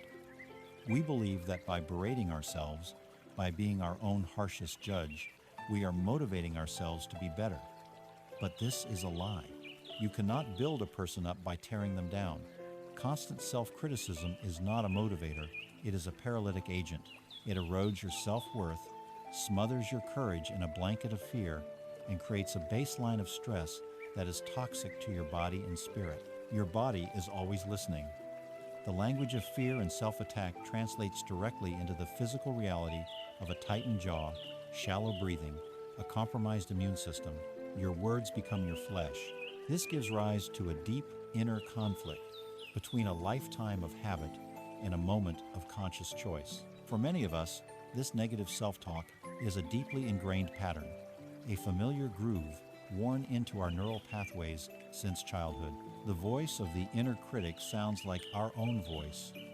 It feels normal, even righteous. To begin speaking to ourselves with kindness, with the encouragement and compassion we would freely offer to a friend in need, can feel profoundly awkward, even dishonest. It feels like a lie. The inner critic, that misguided guardian, will also fight back. It believes its job is to protect you by keeping you small. It tells you that you are not smart enough to apply for that promotion in order to protect you from the sting of potential rejection. It tells you that you are not interesting enough to speak up in order to protect you from the risk of being ignored. It is a jailer who has convinced you that the prison cell is the safest place to be. The conflict, then, is a choice you must make over and over again. Will you remain loyal to the familiar, abusive voice of your jailer, or will you take the awkward, courageous first steps toward becoming your own trusted friend and ally? This is the core of this teaching, the foundational principle upon which a new life can be built. The language you use to describe your life becomes the house you live in. Your words are not a passive commentary on your world. They are the active, creative force that builds it. The words you choose are the bricks and mortar. If you consistently use words of lack, judgment, and impossibility, you will construct a cold, cramped prison for yourself. You will live in a world of limitation because you have built it. If you consciously and deliberately choose to use words of possibility, encouragement, compassion, and strength, you will build a sanctuary. You will create a reality where growth is possible, where mistakes are opportunities, and where you are fundamentally on your own side. This is not a call for naive, positive thinking that ignores reality. It is a call for a profound shift in your internal alliance. It is the decision to stop being the prosecutor in your own trial and to instead become your own most dedicated defense attorney and advocate. Imagine your mind is a vast and fertile garden. This garden is neutral. It has no preference. With equal, impersonal dedication, it will grow whatever you choose to plant in it. Every thought that passes through your mind and every word you speak to yourself is a seed. A fleeting thought of self-reproach, "That was a foolish thing to say," is the seed of a thorn bush. The habitual narrative, "I always mess things up," is the act of planting an entire row of thorns and then watering them daily. A thought of fear, "What if I fail?" is the seed of a poisonous weed that can choke out everything around it. In contrast, a thought of self-compassion after a mistake, "That was difficult, but I learned something," is the seed of a fragrant rose. A thought of courage, "This is a challenge, but I have the resources to meet it," is the seed of a mighty oak tree. You are the master gardener of your own mind. You have the power in every moment to choose which seeds you plant. You cannot spend your days sowing and watering seeds of thistle and nightshade and then be shocked and dismayed to find that your life is a painful, tangled, and toxic place. To change the garden, you must first change the gardener. You must become conscious of what you are planting. The practice for this is an act of deliberate cultivation. You will now consciously plant the seeds you wish to grow. You will do this by bookending your day with a sacred act of compassionate language. In the morning, immediately upon waking, before the world has a chance to tell you who you are, you will go to a mirror. You will look yourself directly in the eye, not as a critic, but as a friend. You will take one deep breath, and you will say one kind and empowering statement out loud. It does not have to be grandiose. It can be as simple as, "I will meet this day with courage," or "I am capable of handling whatever comes my way," or simply, "I am on my own side." It will feel strange at first. Your inner critic will mock you. Do it anyway. You are planting the first seed of the day, a seed of strength in the fertile soil of your morning mind. In the evening, just before sleep, you will return to the mirror. This is the time for a final watering. Look yourself in the eye once more. Acknowledge your journey through the day. Find one thing, no matter how small, that you can thank yourself for. Thank you for being patient in that traffic jam. You handled that difficult conversation with integrity.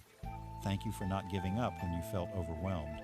You are ending your day not with a list of your failures, but with an act of self-acknowledgement and grace. This practice is powerful because it directly counteracts the thousands of unconscious negative seeds you may have planted during the day. You are the conscious gardener, ensuring that the first and last words of your day are words that heal, nourish, and build. You are taking back the power of the scribe, and with it, the power to write a story worthy of the life you are here to live. We have spoken of the internal architecture of the self, the beliefs, the emotions, the words, the will. We have worked to build a stronger vessel. Now, we must speak of the sea upon which this vessel sails. We must confront the fundamental nature of the reality we inhabit, a nature that our ego is programmed to deny at all costs. The ground beneath your feet is not solid. The self you believe you are is not a fixed entity. Everything, from the distant star to the fleeting thought, is in a state of sacred, relentless flux. We must now turn our minds to the great law of impermanence. For nearly all of our deepest and most persistent suffering arises from one single, futile struggle. The attempt to build a permanent home on the shifting sands of a world where everything is destined to change, to dissolve, to pass away. The human mind, in its desperate search for security, wages a constant war against what is. At the heart of this war is a deep, instinctual craving for permanence. When we experience a moment of joy, a state of perfect health, or a loving connection, our immediate impulse is to grasp it. to hold on to it, to prevent it from ever ending. We try to freeze the beautiful moment, to turn a dynamic experience into a static monument. This clinging, this desire to stop the flow of time, is a primary source of our anxiety. We live in fear of losing what we have, unable to fully enjoy the present moment because we are already mourning its future absence. Conversely, we live in a state of aversion. We desperately push away unpleasant experiences, believing that if we resist them strongly enough, we can prevent them from touching us. We fear the loss of youth, the decline of our physical powers, the inevitable departure of loved ones. We spend our lives braced for impact, tensing against the waves of life, a posture that guarantees not safety, but chronic exhaustion and pain. The deepest layer of this resistance is the illusion of a solid, continuous self. We believe there is a permanent me who is the fixed observer of all this change, but the observer is part of the flow. The cells of your body are constantly dying and being replaced. Your beliefs, opinions, and emotions are in a perpetual state of flux. The you of today is a different entity from the you of 10 years ago. The desperate attempt to protect a fixed sense of self from the river of change is the ultimate losing battle. This psychological war creates two opposing states of being, two ways to live a life. The first is the state of clinging. This is a life lived with clenched fists. You are trying to hold on to the water of a happy memory. You are trying to clutch the sand of a perfect summer's day. You are trying to grip the form of a relationship, terrified it will change. But the very act of clenching is what causes the suffering. The tighter you squeeze, the faster the water and sand slip through your fingers. This way of being is characterized by a constant, low-grade tension. It is a life colored by nostalgia for a past that can never be recovered and anxiety about a future that can never be controlled. It is a state of being at war with the fundamental nature of time and reality. The second state is the state of flowing. This is a life lived with open hands. It is the willingness to receive the gifts of life joy, love, successfully and gratefully, without demanding that they stay forever. It is also the willingness to feel the pain of life grief, loss, failure fully and openly, knowing that it too will not last forever. It is an acceptance of the natural rhythm of existence, the ebb and flow, the coming and going, the birth and death. This way of being is characterized by presence, grace, and a deep sense of peace that is not dependent on circumstances. It is the end of the war. The core message, the secret to ending this war, is to change your fundamental orientation to reality. You must stop trying to stop the ocean from making waves. It is an impossible, arrogant, and exhausting task. The work is to learn how to surf. A master surfer does not command the ocean. A surfer does not fight the wave. To do so would be to be instantly crushed. Instead, the surfer cultivates a deep, intuitive relationship with the ocean. They study its rhythms. They feel its power. They learn to align themselves with the energy of the wave, not resisting it, but using its immense force to carry them forward. They are in a dynamic, respectful dance with a power far greater than themselves. This is the model for a wise life. To become a surfer on the ocean of impermanence is to let go of the fantasy of control and to instead cultivate the skills of balance, presence, and alignment. It is to learn how to ride the waves of gain and loss, of joy and sorrow, with a sense of skill and perhaps even exhilaration. You know the wave of joy will crest and dissolve, so you ride it with full appreciation and presence. You know the wave of sorrow will also crest and dissolve, so you ride it with courage and self-compassion, knowing it will not last. Let us deepen the metaphor of the river. The ancient philosopher Heraclitus said, "You cannot step into the same river twice, for it is not the same river and you are not the same person." This is a profound truth. The river is the perfect symbol for life. The water that touches your foot now is in the next instant already downstream, replaced by new water. The banks of the river are subtly eroding and changing shape. The plants, the fish, the very light reflecting on the surface all of it is in a state of constant, irreversible transformation. Your life is this river. Your thoughts, your feelings, your relationships, your career, your body, They are all part of this ceaseless flow. The great folly of human beings is to stand on the bank of this river and try to hold on to a particular cup of its water. We scoop up a moment of happiness and then spend the rest of our lives lamenting that the water in our cup is gone, all the while ignoring the magnificent, endless, living river that is flowing right in front of us. We are so fixated on the past that is already downstream and so anxious about the future that has not yet reached us that we completely miss the vibrant, sacred reality of the river in the only moment that exists.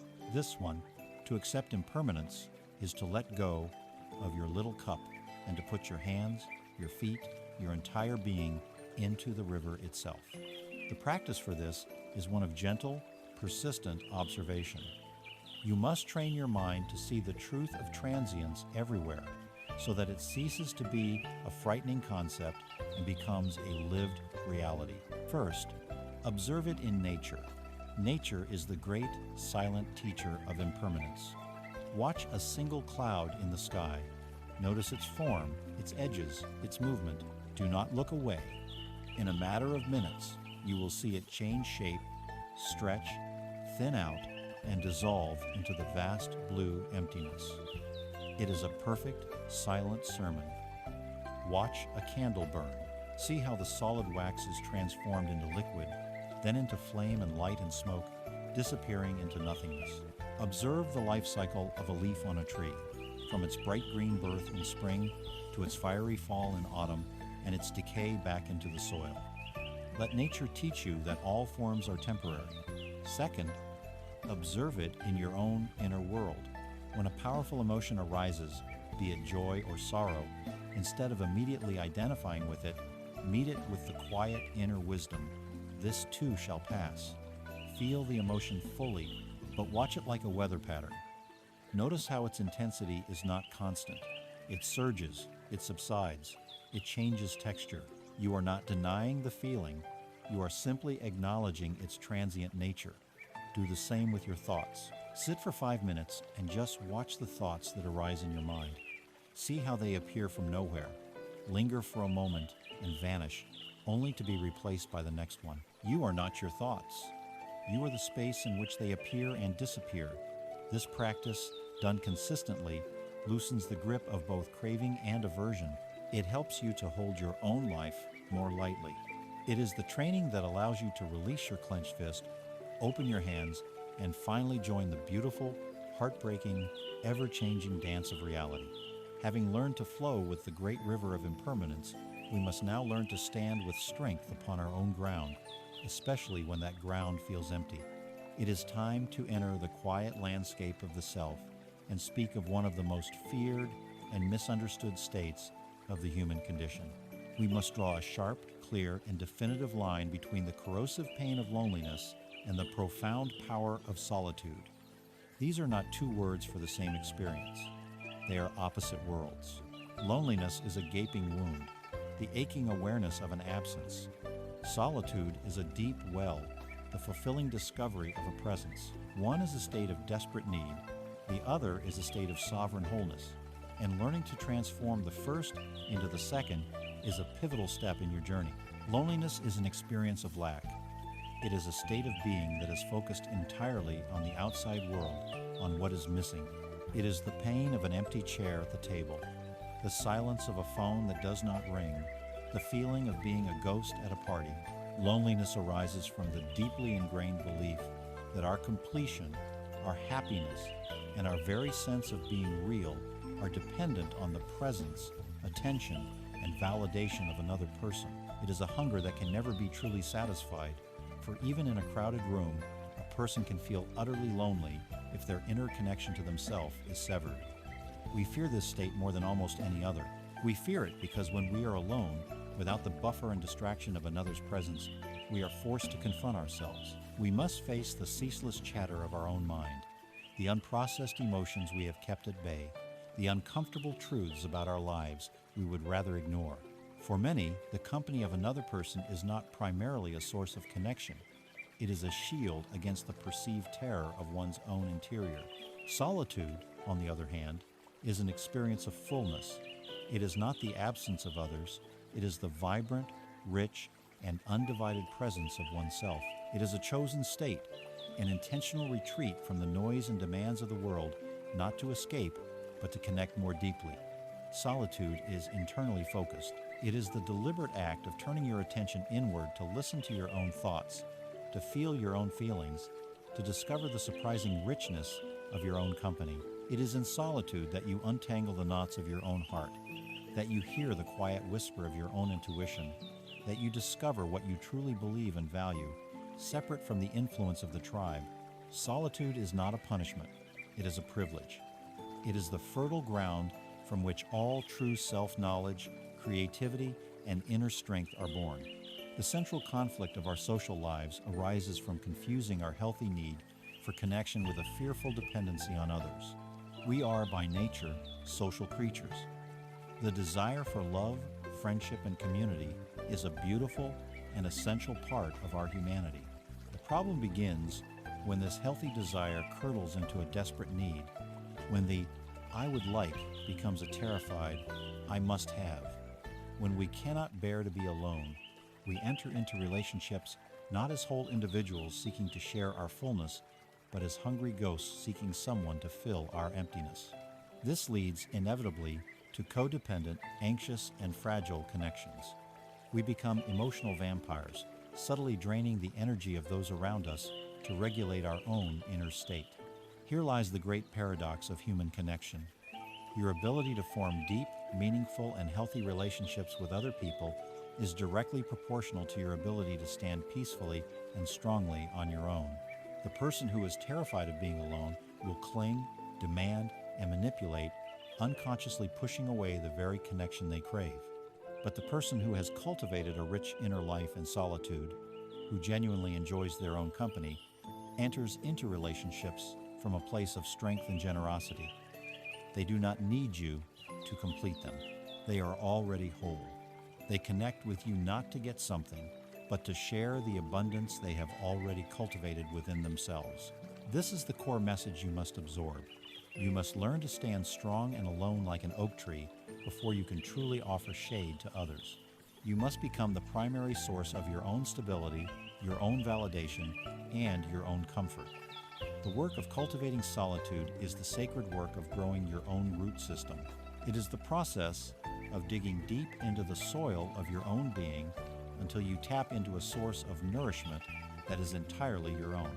Imagine a magnificent ancient oak tree standing alone in the center of a wide open field. It does not look lonely. It looks sovereign.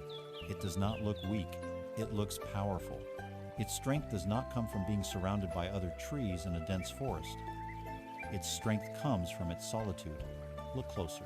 The visible part of the tree, the sturdy trunk and the sprawling branches, are only half the story. The true source of its power lies unseen beneath the surface. It has spent centuries growing a vast, intricate network of roots, plunging deep into the earth. These roots anchor it against the fiercest storms. They draw up water and nutrients, providing the tree with everything it needs to sustain itself. This deep, hidden root system is its solitude. It is the quiet, unseen, internal work of self-nourishment. Because its roots are so deep and strong, the oak can grow a massive trunk, a symbol of its unshakable character. It can extend its branches wide, reaching for the sun, expressing its fullest potential without fear. And because it is so strong, so stable, so utterly self-sufficient, it effortlessly gives a great gift to the world. It provides shade for the weary traveler. It provides a home for the birds and a sanctuary for other creatures. It enriches the very soil around it. It does not offer this shade out of neediness or a desire for approval. It offers it as a simple byproduct of its own abundant strength. This must be your path. First, you must do the quiet, solitary work of growing your own roots. You must learn to nourish yourself. Then, and only then, can you truly offer your shade to the world. To begin this practice, you must reframe what it means to be alone. You will intentionally schedule and plan a date with yourself at least once a week. This is not leftover time. It is a sacred, non-negotiable appointment. You are not alone because no one else is available. You are choosing to spend quality time with the most important person in your life. You. Take yourself out to a restaurant. Ask for a table for one. Put your phone away. Do not bring a book to use as a shield. Simply sit there, observe the world around you. Savor the taste of your food. Pay attention to your own thoughts and feelings. At first, it may feel awkward. You may feel the eyes of others on you. Breathe through the discomfort.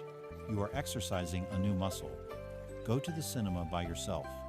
Buy your favorite snack and become completely absorbed in the film without the need to whisper comments to a companion. Take yourself on a long walk in a park or a hike in nature, in silence. Visit a museum or an art gallery alone and allow yourself to wander at your own pace, spending as much time as you want with the pieces that speak to you without having to accommodate anyone else's schedule or interests. The purpose of these dates is to systematically dismantle the belief that being alone is a negative state. You are proving to yourself through direct experience that your own company is not just tolerable, but interesting, peaceful, and deeply enriching. You are learning that you can be your own source of entertainment, comfort, and insight. You are, piece by piece, growing the deep, strong roots of the oak tree. You are discovering the profound, quiet well of solitude. We have learned to stand strong in our solitude, rooted in the deep soil of our own being. But life, in its infinite and often challenging wisdom, ensures that our roots are tested not only by emptiness, but by its opposite, the sharp, undeniable, and all-consuming presence of pain. We must now enter the most sacred and feared chamber of the human heart. We must speak of the alchemy of pain. From our first breath, we are taught to see pain as a malfunction, a cosmic error, a punishment to be avoided at all costs. It is an enemy to be drugged, numbed, silenced, and banished. But this is a shallow understanding that keeps us trapped in a cycle of suffering. What if pain is not an enemy? What if it is a master alchemist, a divine messenger disguised in a cloak of darkness, sent to transmute the dull lead of our ordinary suffering into the gleaming gold of our wisdom? Pain is, first and foremost, a signal. Its intelligence is brutal, but brilliant. Physical pain is a clear message that a part of the body is damaged and needs attention. To numb the pain without addressing the cause is an act of foolishness. Emotional and spiritual pain functions in precisely the same way. The pain of chronic anxiety is a signal that your way of life is misaligned with your soul's needs. The pain of heartbreak is a signal of your profound capacity to love. The pain of devastating failure is a signal that your approach was flawed or that you were on the wrong path altogether. Pain is simply truth, delivered in a language we cannot ignore. Yet our modern world is engaged in a frantic, collective conspiracy to avoid this truth. We have become masters of anesthesia, experts in numbing the signals. We use entertainment as a distraction, busyness as an anesthetic, alcohol and drugs as chemical silencers. We do everything in our power to avoid the raw, clean, instructive reality of our own discomfort. This is like turning off the fire alarm and going back to sleep while your house quietly burns down around you. By refusing to feel our pain, we refuse its message, guaranteeing that the underlying cause will continue to fester and grow until it erupts in a crisis we can no longer ignore. Growth does not happen in comfort. Character is not forged in ease. A muscle must be stressed, must experience the microscopic tears of exertion in order to grow stronger. A soul is no different. Pain is the force that shatters the hard, complacent shell of the ego. It is the sacred grit that life uses to polish us into something more luminous. When pain arrives, we stand at a critical fork in the road. Our instinct, our primal programming, is to flee. It is the flight response to a perceived threat. We run. We distract ourselves with work, with a new relationship, with a screen. We numb ourselves. We blame others. We construct elaborate stories about why we are the victim. This is the path of resistance, and it always, always amplifies the suffering. The pain you resist persists. The second path is the path of the alchemist. It requires an almost superhuman courage. It is the choice to stop running, to turn around and face the fire. It is the willingness to be still, to drop the stories and the blame, and to simply allow yourself to feel the raw, unfiltered reality of your pain. This choice feels profoundly counterintuitive.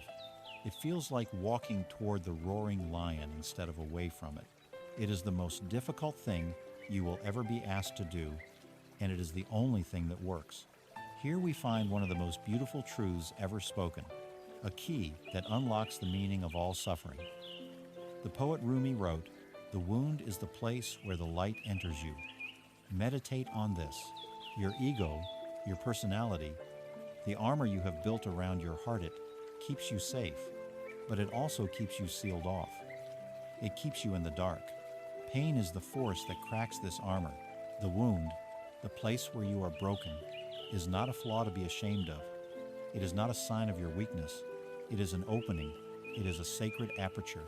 It is the portal through which grace, compassion, humility, resilience, and a deeper connection to all of life can finally pour into your sealed-off heart.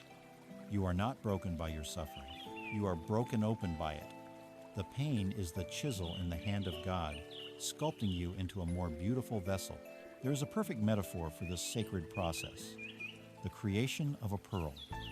An oyster lives a quiet life on the ocean floor, protected by its hard, sealed shell.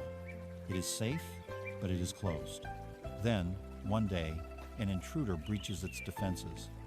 A sharp grain of sand, a tiny parasite, gets inside. This is an experience of pain. It is an unwanted, irritating, chronic affliction. The oyster cannot eject the irritant. It is stuck with the source of its suffering, and here it has a choice. It could weaken, sicken, and die from the constant irritation. Or it can perform an act of alchemy. It chooses the latter. It begins to secrete a miraculous, luminous substance from within its own being.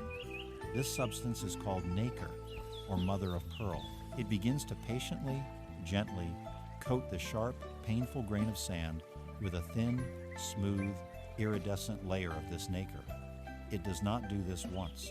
It continues, day after day, month after month, year after year, enveloping the source of its pain in layer upon layer of its own luminous essence.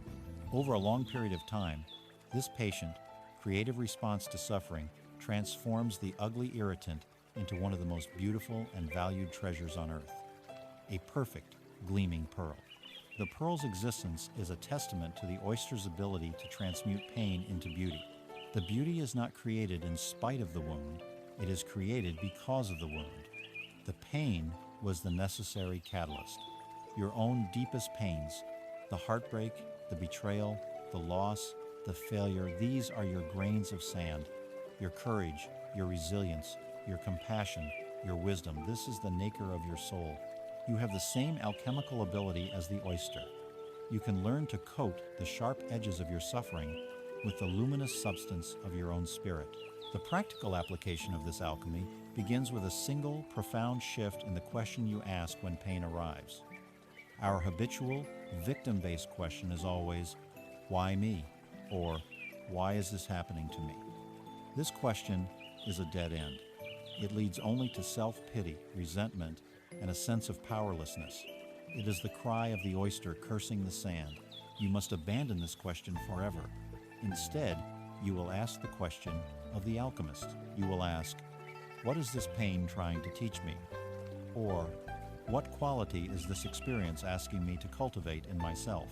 Or, how can I use this to become a stronger, wiser, more compassionate human being? This line of inquiry changes everything. It shifts you from the passive role of a victim to the active role of a student. It presupposes that your suffering has a purpose. It frames your life not as a series of random, meaningless events, but as a divine curriculum designed for the growth of your soul. Perhaps the pain of a great failure is here to teach you humility. Perhaps the pain of betrayal is here to teach you how to set better boundaries and to trust your own intuition. Perhaps the pain of loss is here to break your heart open so that you may love the world more fiercely. When you ask the alchemical question, you are not asking for the pain to be taken away, you are asking for the wisdom contained within the pain to be revealed. You are inviting the light to enter through the wound. You are choosing to create a pearl. After learning to transmute the fire of pain, we must now learn to listen to the vessel that contains it, the quiet sage that has been with us since our first breath. We must come home, out of the noisy labyrinth of our thoughts, and into the silent, honest temple of our own flesh. In our modern age, we have become disembodied spirits, living almost entirely in the abstract realm of analysis, data, and digital streams.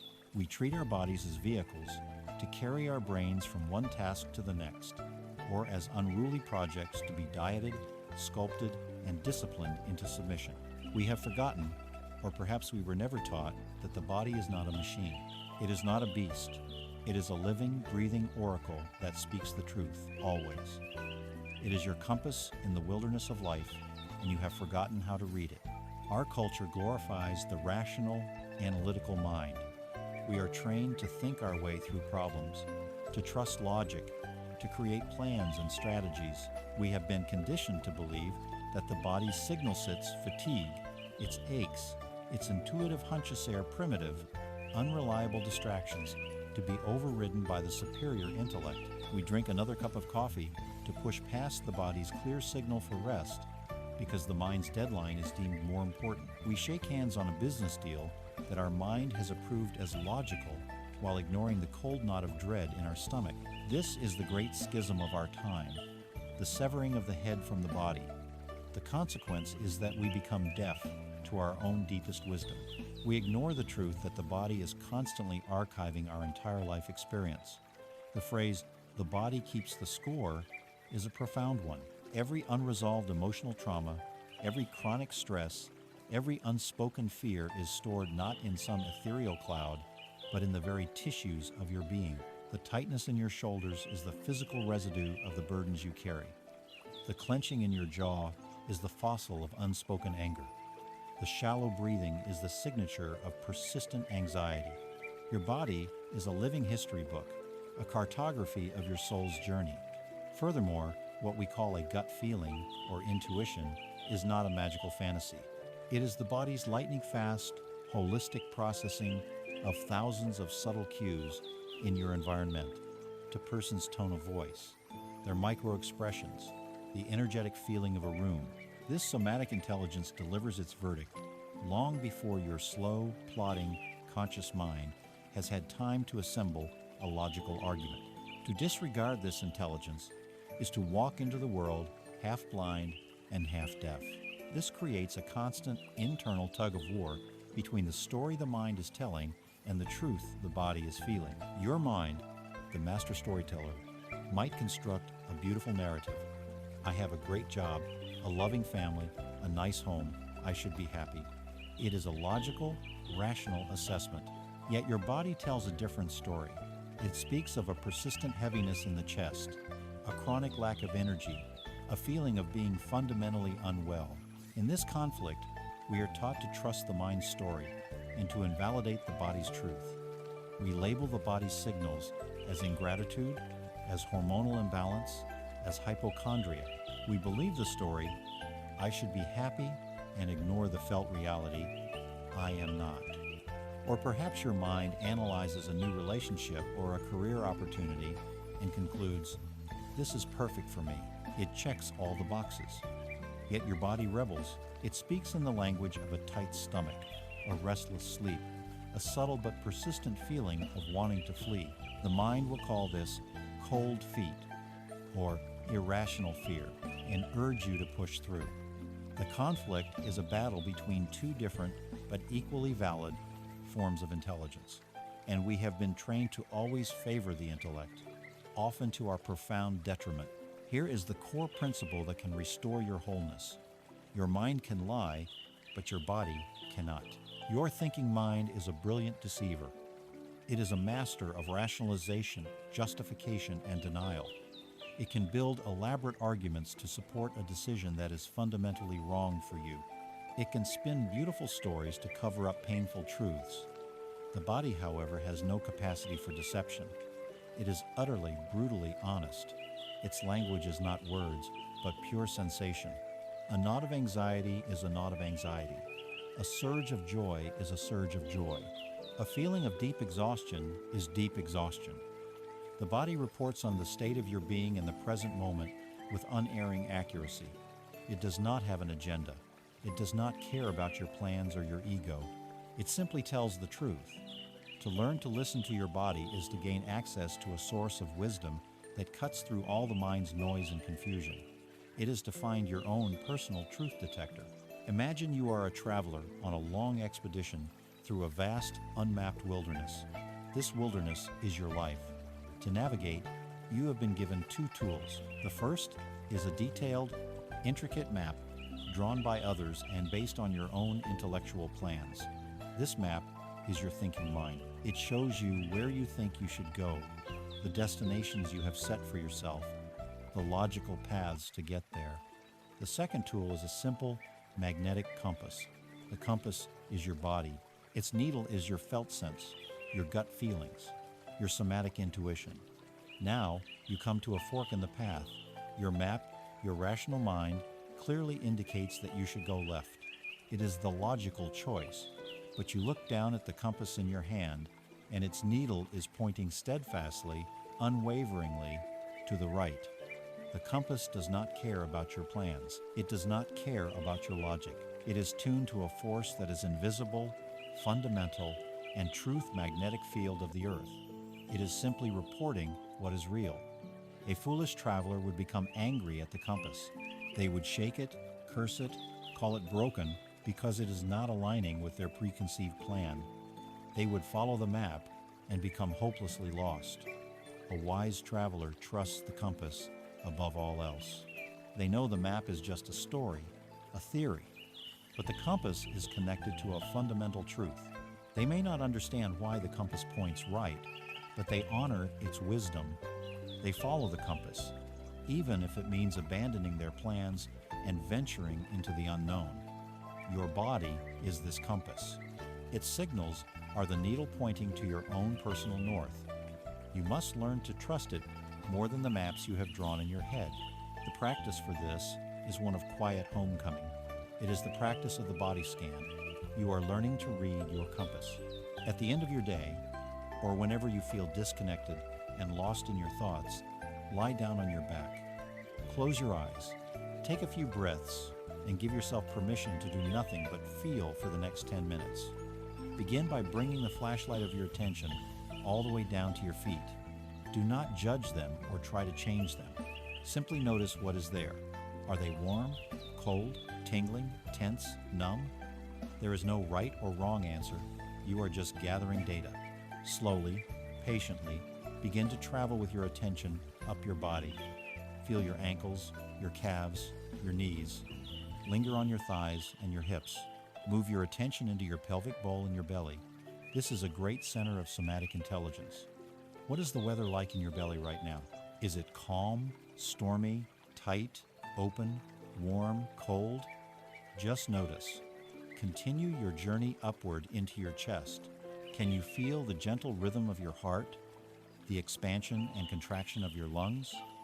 Travel into your shoulders. This is where we carry the world. Is there tightness, heaviness?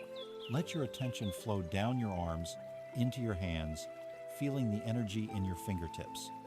Come back up to your neck and your jaw, another common storage place for tension. Finally, feel your face, your eyes, the space between your eyebrows. The goal is not to achieve a state of blissful relaxation, though that may happen. The goal is to re-inhabit your physical form, to practice listening to the subtle language of sensation.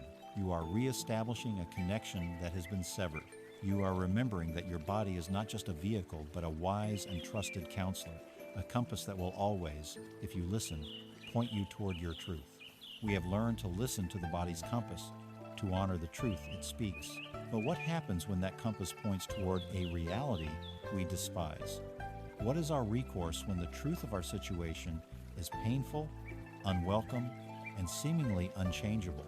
It is here that we must learn the most sophisticated, misunderstood, and profoundly liberating of all spiritual arts.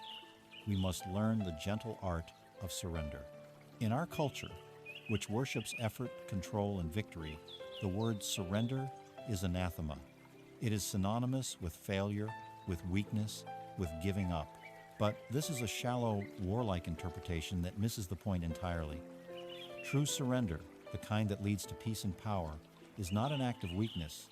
It is the pinnacle of spiritual strength. It is not giving up on your life. It is giving up the futile and exhausting war you have been waging against reality. It is the wisest, most courageous act a human being can perform. At the core of our being, the ego operates as a tireless control agent. Its prime directive, born of a deep-seated fear of annihilation, is to manage, predict, and control the world in order to maximize pleasure and avoid pain. It creates meticulous plans, harbors rigid expectations, and operates under the delusion that if it can just arrange all the pieces on the chessboard of life correctly, it can guarantee a victory against suffering and uncertainty. But life is not a chessboard. It is a wild, untamable ocean. The weather, the global economy, the choices of other free-willed individuals, the health of our own bodies, the ultimate reality of death, these are titanic forces utterly beyond the ego's command. The ego's refusal to accept this fundamental truth places it in a state of perpetual, low-grade warfare with the universe. We are constantly fighting with what is. We argue with the traffic. We resent the rain on a day we planned for sun. We try to force another person to change their very nature. We rail against a past event that is already written in stone. This war is the source of the vast majority of our stress, anxiety, and bitterness. It consumes an immense portion of our life force. Every ounce of energy you spend wishing things were different, arguing with reality, or resenting a fact you cannot change is energy that is stolen from your capacity to love, to create, to heal, and to act effectively in the present. It is a tax you pay for your own resistance. This creates a profound inner conflict between the ego's desperate need for control and the soul's deep yearning for peace. For the ego, letting go feels like death. It equates surrender with powerlessness and annihilation. It whispers to you, if you stop fighting, if you stop worrying, if you stop trying to manage everything, it will all fall apart. Your vigilance is the only thing holding back the chaos. This voice is convincing because it is born of fear, and fear is a powerful motivator. But your soul, the deeper, wiser part of you, knows a different truth. It knows that peace is not found by finally winning the battle against reality, because that battle can never be won. It knows that peace is found by declaring a ceasefire. The soul understands that true power is not found in the force of your grip, but in the grace of your letting go. The inner conflict, then, is a battle between the ego's clenched fist of fear and the soul's open palm of trust. Here we must make a crucial distinction, for this is where the art of surrender is most often misunderstood. Surrender is not passivity. Acceptance is not apathy. It does not mean you become a doormat, that you cease to have goals, or that you no longer act to improve your life and the world around you. In fact, it is the exact opposite. Surrender is the prerequisite for all intelligent and effective action. The core teaching is this: you must first accept the reality of the present moment without argument as your non-negotiable starting point. You stop wasting your precious energy fighting with the fact that it is raining. You simply accept it is raining. Only then, with the energy you have saved from your useless argument with the sky, can you ask the intelligent question, now, what do I do? Do I take an umbrella? Do I reschedule?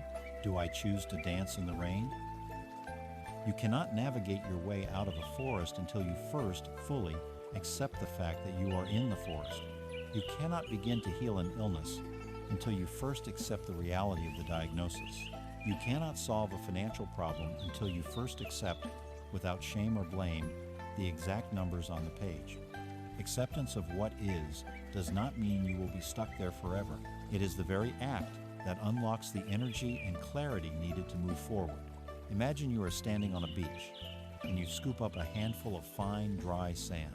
This sand represents a situation in your life you wish to control another person's love, a specific outcome at work, your physical health. Your instinct, driven by the ego's fear of loss, is to clench your fist as tightly as you possibly can. You squeeze with all your might, trying to possess the sand, to keep it from escaping. But what happens? The harder you squeeze, the more the fine grains are forced out through the cracks between your fingers. Your desperate attempt to control the sand is the very action that causes you to lose it. This is the path of resistance. It is born of fear, and it leads only to frustration and emptiness. Now, imagine a different approach. Instead of clenching your fist, you simply open your palm, you relax your fingers, and allow your hand to form a gentle, receptive cup. The sand now rests peacefully in your palm. You are not trying to own it or possess it. You are simply holding it lightly, allowing it to be what it is. You are with it in a state of relaxed, open-handed acceptance. And paradoxically, by releasing the need to control it, you are able to hold it all. This is the gentle art of surrender. It is a movement from the clenched fist of fear to the open palm of trust.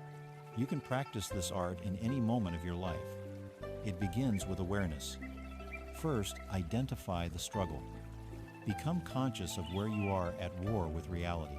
Name the specific thing you are trying to control, but cannot. It might be another person's choices. It might be a decision from your past. It might be a physical limitation. It might be the political climate. See it clearly. Second, acknowledge the cost. Feel in your body the tension created by this fight. Notice the mental energy it consumes, the resentment it breeds, the way it steals your peace. Acknowledge that this war is exhausting, and it is a war you cannot win. Third, perform the sacred act of acceptance. Take a slow, deep breath. As you exhale, consciously soften the tense places in your body, your jaw, your shoulders, your stomach, and in the quiet of your own heart, whisper the words, "I accept." You are not saying, "I like this." You are not saying, "I approve of this." You are simply saying, "I release my argument with reality. I accept that this is what is true in this moment." Feel the immense energetic release that comes with this declaration of peace.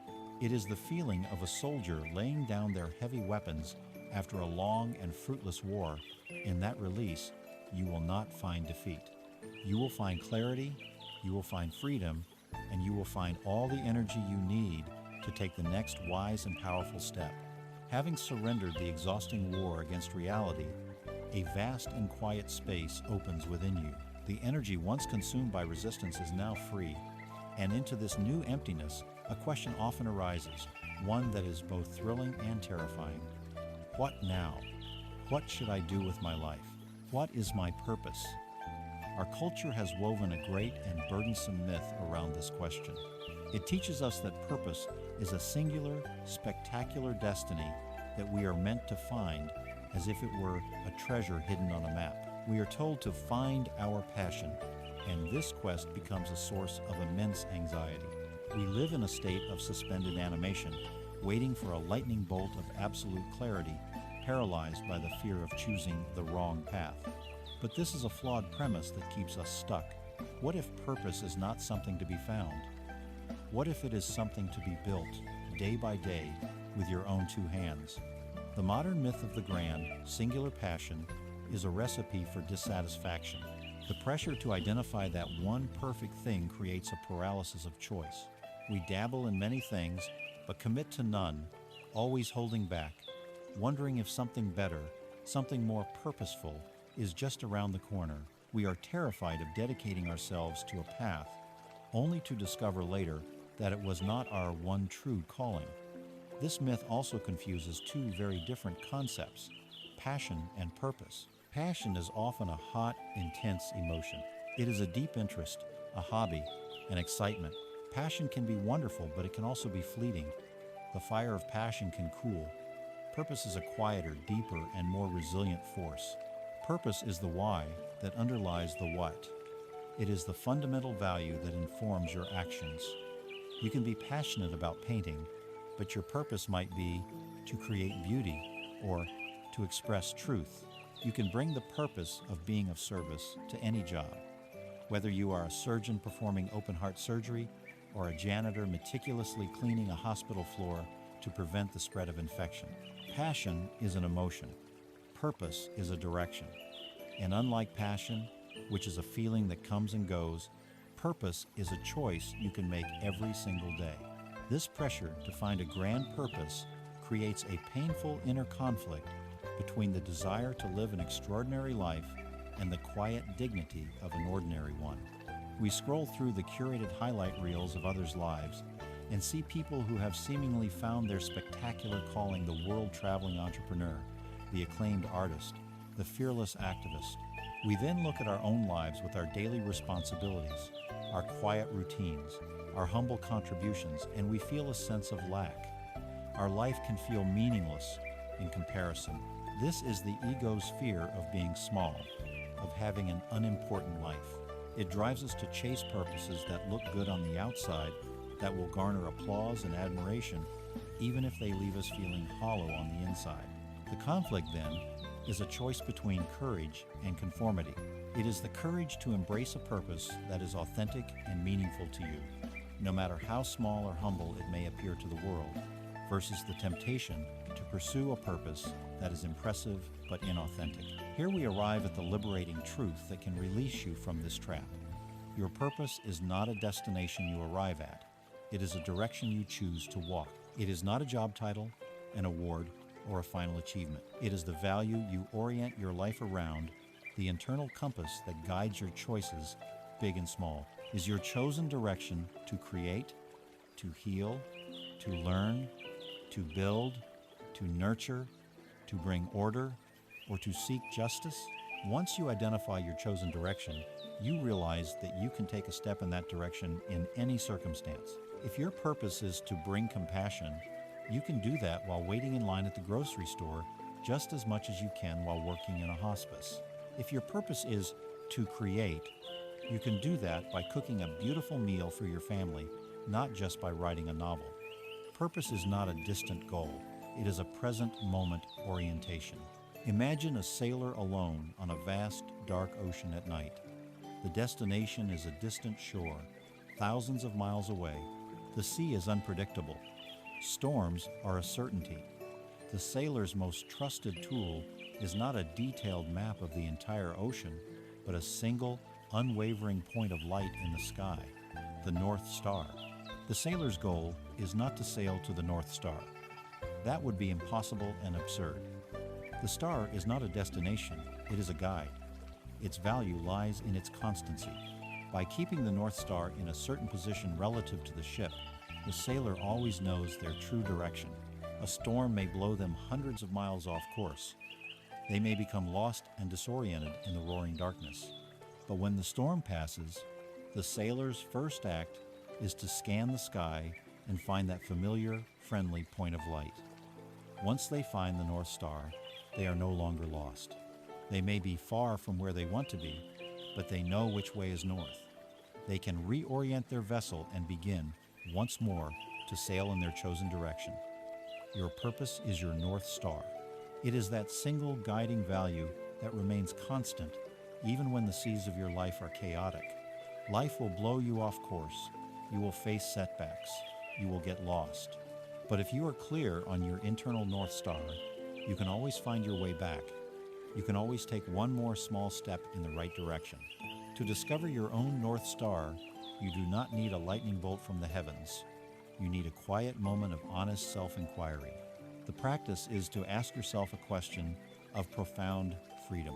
Take out a journal, and at the top of a clean page, write, "If fear, money, and the judgment of others did not exist, what would I do with my time?"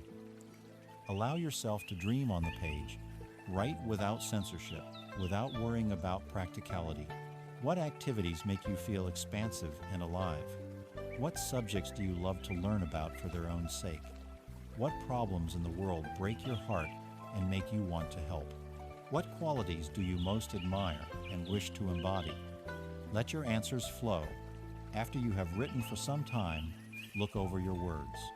But do not look for the job titles like writer or therapist or chef. Look for the verbs, the core actions that lie beneath them. The verbs are the clues to your direction. Do you see words like to create, to design, to build? Your direction might be creation. Do you see words like to help, to heal, to listen, to nurture? Your direction might be compassion. Do you see words like to organize, to improve, to simplify? Your direction might be order. Once you have a sense of your verb, your direction, the final step is not to quit your job and change your entire life. The final step is to take one ridiculously small step in that direction today. If your direction is creation, you do not need to write a book. You need to write one sentence for 15 minutes. If your direction is learning, you do not need to enroll in a PhD program. You need to watch one documentary or read one chapter of a nonfiction book. You build a life of purpose not by one grand, dramatic leap, but by the daily, humble, and relentless practice of taking one small step toward your own North Star. Having found your North Star, that unwavering point of light that gives your life direction, you now face the most practical and demanding part of the journey. A star can guide the sailor, but it cannot power the ship. You must now learn to row consistently and with conviction in the direction of that light. We must now speak of the echo of your actions, for in the final analysis of a life, you are not what you think, not what you feel, and certainly not what you say you will do. You are, quite simply, what you do. Character is not a quality you possess like a piece of property. It is a reality you actively create, moment by moment, through the ledger of your choices. Our world is filled with people who comfort themselves with the phantom currency of good intentions. We tell ourselves, I meant to be kinder. I intended to be more disciplined. I was going to start that project. But intention without action is a ghost. It is a beautiful, hollow sentiment that has no substance, no weight, no power to change your reality. The universe, and indeed your own subconscious mind, does not respond to your intentions. It responds to your deeds. It is in the arena of action that the self is truly born. Here, we must understand the concept of integrity, not as a rigid moral perfection, but as a state of alignment. Integrity is the state of congruence, where your actions are in harmony with your stated values. When you say you value honesty and you act with honesty, you are in a state of integrity. This alignment creates a powerful, resonant sense of inner rightness and peace. There is no internal friction. Conversely, when your actions contradict your values, when you say you value health, but you eat poorly and avoid exercise, you create a state of cognitive dissonance. This is a quiet, internal civil war. It is a state of psychic friction that constantly drains your energy, erodes your self-respect, and fosters a subtle but pervasive feeling of being a fraud in your own life. You are living out of alignment, and your soul feels the discord. This creates the great inner conflict between the word and the deed, between the person we profess to be and the person our actions reveal us to be. It is easy to speak of our values. Words are cheap. We can craft a beautiful public identity as a compassionate, courageous, or disciplined individual. We can even convince ourselves that this idealized persona is who we truly are. We can talk for hours about the importance of kindness and then be short-tempered and dismissive with a service worker. We can declare our commitment to a creative life and then spend our evenings lost in trivial distraction. The true test of character is never found in the grand declaration, but in the thousand small, unglamorous, and often unseen choices of daily life. It is the choice to be patient when you are tired, the choice to tell an inconvenient truth when a small lie would be easier, the choice to do the difficult work when you feel lazy. The conflict is between the self you talk about and the self you demonstrate, and the self you demonstrate is the only one that is real. The ancient philosopher Aristotle gave us the key to understanding this process. He said, "We are what we repeatedly do. Excellence, then, in not an act, but a habit." This is one of the most profound truths of human development. Greatness of character is not born from a single heroic act of will. It is the slow, cumulative result of thousands of small, consistent choices. A person is not courageous because they once did something brave. A person is courageous because they have made a habit of acting in the face of their fear. A person is not generous because they once gave a large donation. A person is generous because they have made a habit of giving what they can when they can. Your identity is not a fixed thing you are born with.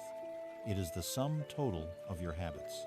You are literally building your character with every repeated action.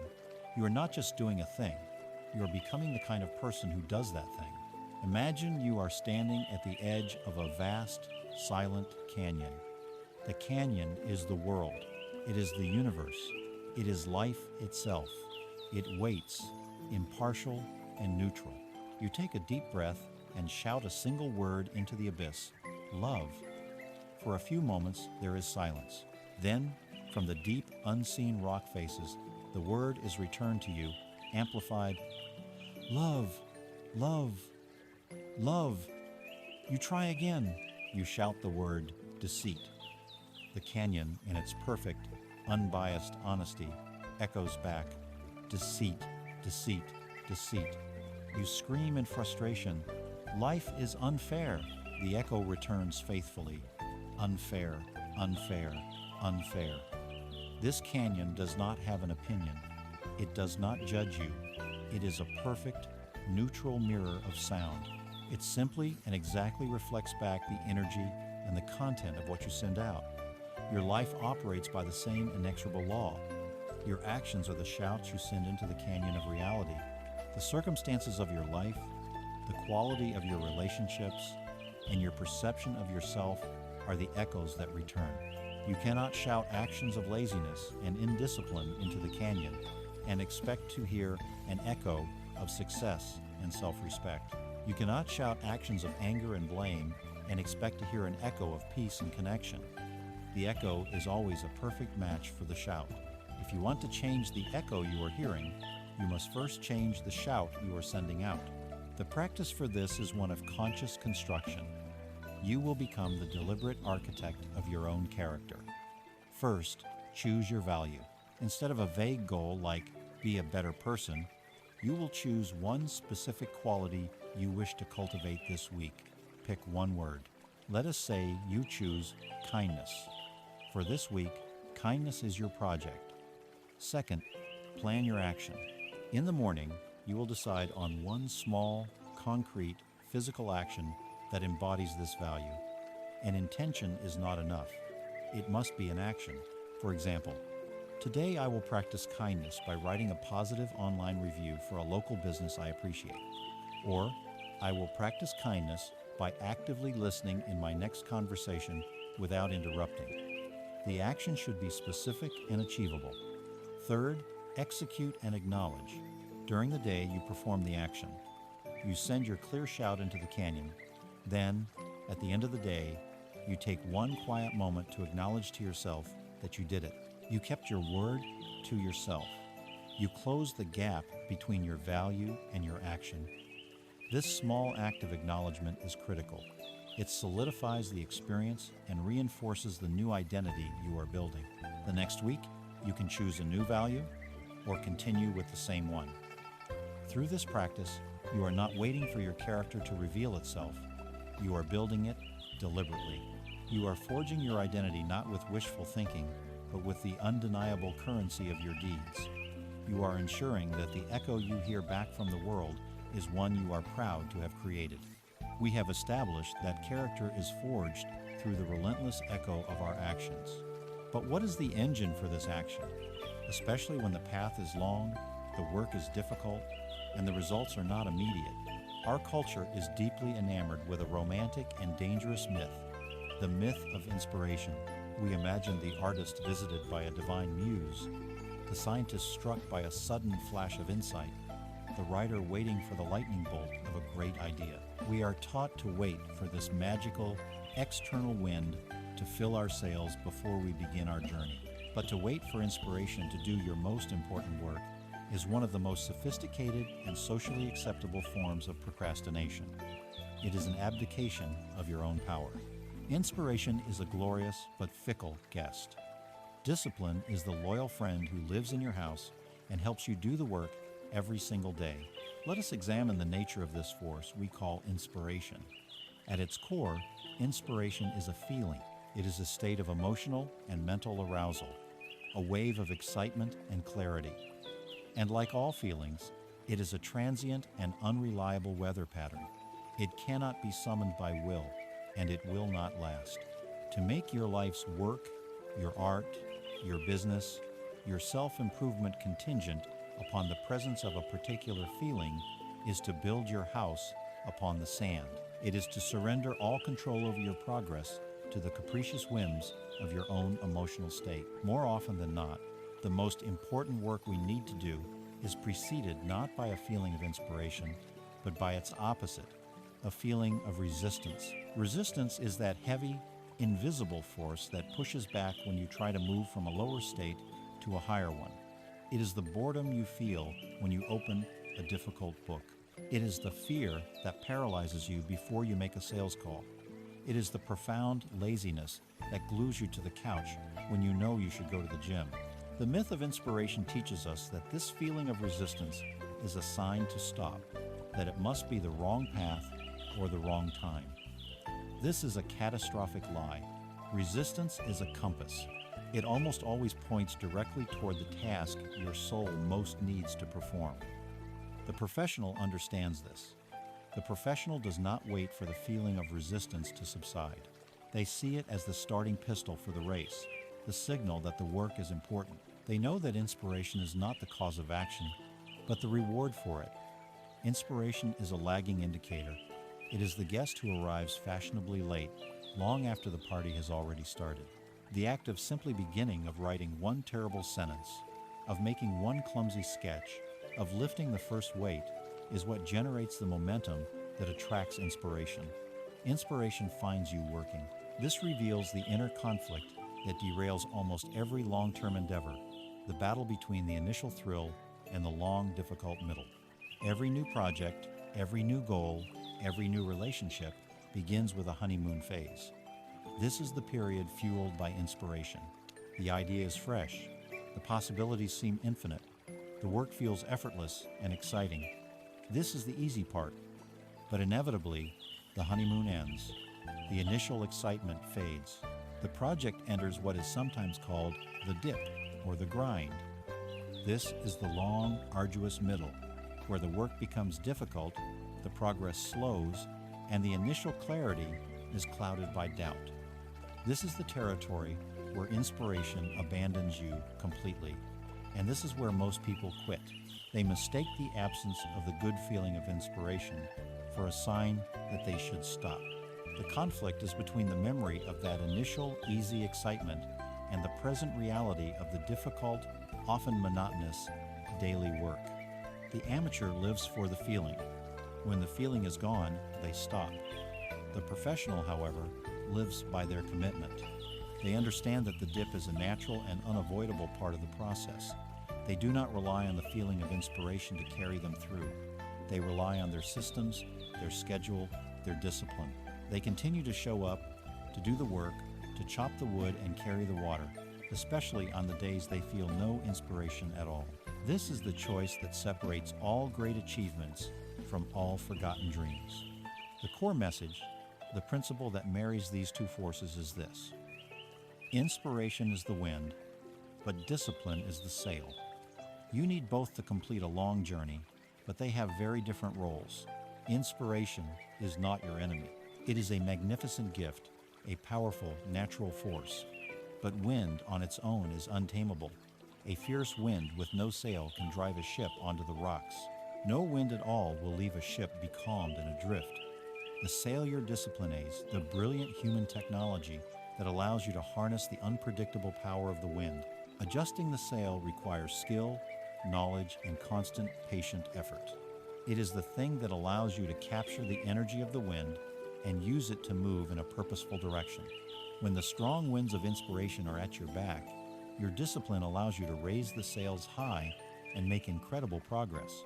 And when the air is still and the sea is like glass, when there is no inspiration to be found, your discipline is what allows you to pick up the oars and row, continuing to make slow, steady, deliberate progress through the force of your own will. Let us imagine a sailboat on the open ocean.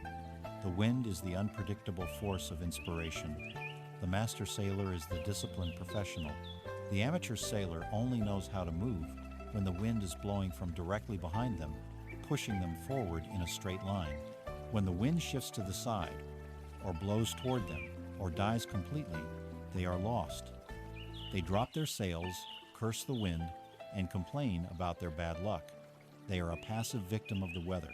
The master sailor, however, is a student of the relationship between wind and sail. They know that even a wind blowing from the side can be harnessed. By angling their sails correctly, they can create an aerodynamic force called lift, which pulls their boat forward. They know that even a headwind can be navigated. By tacking sailing in a zigzag pattern, they can make slow but steady progress against the wind toward their destination. And when the wind dies completely, the master sailor does not despair. They accept the reality of the stillness and they begin to row. They understand that their progress is ultimately their responsibility, not the wind's vacary. The master sailor uses the gift of the wind when it is available, but they do not depend on it. Their progress depends on their skill, their knowledge, and their unwavering discipline in adjusting the sails and rowing the boat, no matter what the wind is doing. The practice for becoming a master sailor of your own life is to stop scheduling your mood and start scheduling your work. You must adopt the professional's creed. Do not wait for inspiration to strike. Create a schedule so that inspiration knows exactly where to find you every day. The practice is called time blocking.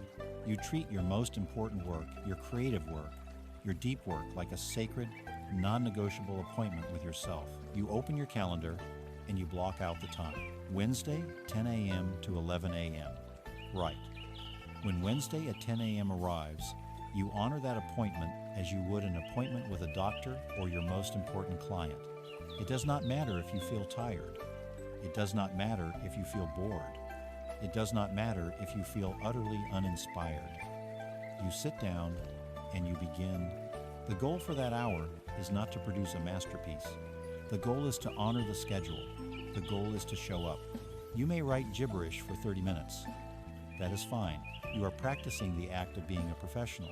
You are rowing the boat. And a strange magic happens when you do this consistently. By creating a structure of discipline, you create a reliable container into which the wild, unpredictable lightning of inspiration is far more likely to strike. It will find you already at your post, sails trimmed, ready to harness its power. You do not wait for the wind. You prepare your sails, and you learn to row. We have spoken of charting a course with purpose, of building character through action, and of harnessing discipline to sustain our journey. But all the discipline in the world and the most accurate compass are useless if the vessel they are meant to guide is already so full of old cargo that there is no room for anything new. We must now address the final and perhaps most crucial prerequisite for a life of continuous growth. We must speak of the sacred power of the empty cup. In a world that celebrates expertise, that rewards confident certainty, and that equates not knowing with weakness, the most intelligent and courageous stance you can take is to humbly admit, I do not know. For true wisdom does not begin with a declaration. It begins with an open space. It begins with humility. The human ego builds its fortress on the bedrock of knowing. From a young age, we are rewarded for having the right answer. Our sense of safety and identity becomes intertwined with being correct, with being competent, with having a firm grasp on reality. To say, I don't know, can feel, to the ego, like a small death. It is an admission of inadequacy, a crack in the armor of competence. And so, we learn to pretend. We learn to form opinions on subjects we have not studied. We defend old beliefs with a ferocity that has nothing to do with truth and everything to do with protecting our sense of self. Our own knowledge, the very thing that once served us, can become our most formidable prison. When we become an expert in a field, a role, or even in our own life story, we risk closing the door to any new information that contradicts what we already hold to be true. Our mind becomes a bouncer at the door of a private club, checking new ideas against an exclusive guest list of old beliefs. If a new perspective doesn't fit, it is denied entry. Our greatest asset becomes our greatest liability, blinding us to fresh possibilities and trapping us in a static, outdated version of reality. This is the full cup syndrome, a state of intellectual and spiritual arrogance that seals us off from the living, breathing, mysterious nature of life. This creates a constant inner conflict between the ego's primal need to be right and the soul's deeper desire to learn and grow. You can feel this conflict in almost every conversation you have. When you enter a discussion with a full cup, your primary goal is not to connect or to learn. It is to win. You are not truly listening to the other person's words. You are scanning their argument for weaknesses, waiting for them to pause so you can insert your own rebuttal. You are engaged in a debate, a performance of knowledge. Your ego is on the line, and you are defending it at all costs. The alternative is to enter a conversation with an empty cup. This is the learning stance. Your primary goal is to genuinely understand the other person's perspective. You listen with curiosity. You ask clarifying questions. That's an interesting point. Can you tell me more about how you came to that conclusion? You are willing to be wrong. You are willing to have your mind changed. You are not defending a position. You are exploring a landscape. The conflict is between the tense, rigid posture of the debater and the open, relaxed posture of the explorer. The first is a posture of war. The second is a posture of discovery. The core message is as simple as it is profound. You cannot pour tea into a cup that is already full to the brim. Any new tea will simply spill over the sides, wasted and unreceived. To accept anything new idea, a different perspective, a deeper insight, a spiritual truth, you must first create an empty space within yourself. This emptiness is not a void to be feared. It is a fertile void. It is the holy space of pure potential. It is the quiet, humble ground of receptivity where the seeds of wisdom can actually take root. True intelligence is not measured by how much you know, but by your willingness to recognize how much you don't know. A wise person is not the one with the fullest cup, but the one who has mastered the art of emptying their cup again and again. There is a classic Zen story that illustrates this perfectly. A proud and learned university professor who had dedicated his life to studying the world's philosophies traveled to visit a reclusive Zen master to learn about Zen. Upon arriving at the master's simple hut, he was welcomed and invited for tea. As the master began to prepare the tea, the professor immediately began to speak. He spoke of all the books he had read, the theories he had formulated, the complex spiritual ideas he had mastered. He was a fountain of knowledge, and he wanted to make sure the Zen master understood his intellectual prowess. The master listened patiently and then began to pour the hot tea into the professor's cup. He poured until the cup was full, and then he kept pouring. The tea overflowed the cup, spilling onto the saucer, then onto the table, and finally dripping onto the floor. The professor, aghast, leaped to his feet. "Stop! What are you doing?" he shouted. "The cup is full. It can't hold any more." The Zen master calmly set down the teapot, looked into the professor's eyes, and said softly, "Like this cup, you are full of your own opinions and speculations.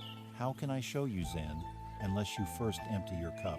The professor is each of us whenever we approach a new experience with the arrogance of our own certainty. We are so full of what we think we know that we leave no room for what is true. So, how do we practice this art of emptying? First, you will practice the learner's stance in conversation. The next time you find yourself in a disagreement or a discussion with someone who holds a different view, make a conscious shift in your intention. Your goal is no longer to win, to convince, or to prove you are right. Your sole goal is to understand the other person's world so clearly that you could argue their position for them. Ask genuine questions. Listen not for the flaws, but for the feelings and beliefs that underlie their words. This act of deep listening is a profound form of emptying your cup to receive the contents of another's DS. You do not have to accept their view as your own, but you must first truly receive it. Second, you will practice the beginner's mind. Once a week, deliberately place yourself in the position of a true novice. Read the first chapter of a book on a subject you know nothing about, whether it is mycology, astrophysics, or the history of ancient Rome. Watch a tutorial on a skill you do not possess. Listen to a genre of music you have always dismissed. Enter this new territory without your armor of expertise. Allow yourself to feel the humility, the confusion, and the thrill of being a beginner again. This practice reminds your mind that the world is vast and you are small, and it retrains the muscle of open-minded curiosity. It is the conscious act of taking your own full cup, turning it upside down, and allowing its old contents to pour out, leaving it fresh, clean, and ready to be filled. We have walked a long and winding road together. We have quieted the relentless noise of the mind, raised the heavy anchor of the past, and begun to dismantle the invisible walls of our inner prisons. We have learned to face our dragons, to surf the waves of impermanence, to find strength in solitude, to transmute our pain, and to listen to the wisdom of our own bodies. We arrive now at the final chapter of this celestial book, the culmination of all this sacred work. This is not a new technique to learn, nor another strategy to implement. It is a final, liberating truth to be realized. It is the great shift from doing to being. It is the journey of becoming the sky. For our entire lives, we have lived with a case of mistaken identity. We have believed ourselves to be the fleeting contents of our own consciousness. When an angry thought arises, we believe, "I am angry." When a feeling of sadness washes over us, we conclude, "I am sad." When we fail at a task, we decide, "I am a failure." We have spent our lives identifying with the thoughts, the emotions, the sensations, the roles, and the stories that flicker across the screen of our awareness. We have mistaken the clouds for the sky. Because we believe we are the weather of our own minds, we have become frantic, exhausted weather controllers. When a dark cloud of grief or fear appears on the horizon, we mobilize all our energy to fight it, to deny it, to push it away. When a beautiful, sunny day of joy and peace arrives, we become anxious, trying to nail it to the sky, terrified that it will leave. We live in a state of constant management, endlessly manipulating our inner states, believing that our well-being is dependent on maintaining a perfect forecast of good thoughts and positive feelings. This is an impossible and profoundly stressful way to live. This mistaken identity is the deepest root of our psychological suffering. When we are completely identified with a painful thought or a difficult emotion, there is no space, no perspective. We are the pain. We are consumed by it, lost within its storm. This leads to a subtle but powerful inner conflict that can hijack even the most sincere spiritual journey. It is the conflict between striving for a perfect, cloudless mind versus accepting the mind's natural, ever-changing weather. We can fall into the trap of believing that the goal of all this inner work is to reach a state of permanent, blissful calm, a state where no negative thoughts or difficult emotions ever arise. We begin to judge ourselves when a bad cloud appears.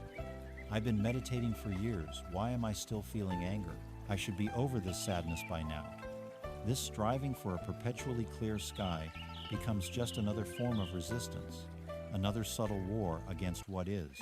It is a recipe for frustration and a sense of spiritual failure. The alternative path is one of radical acceptance.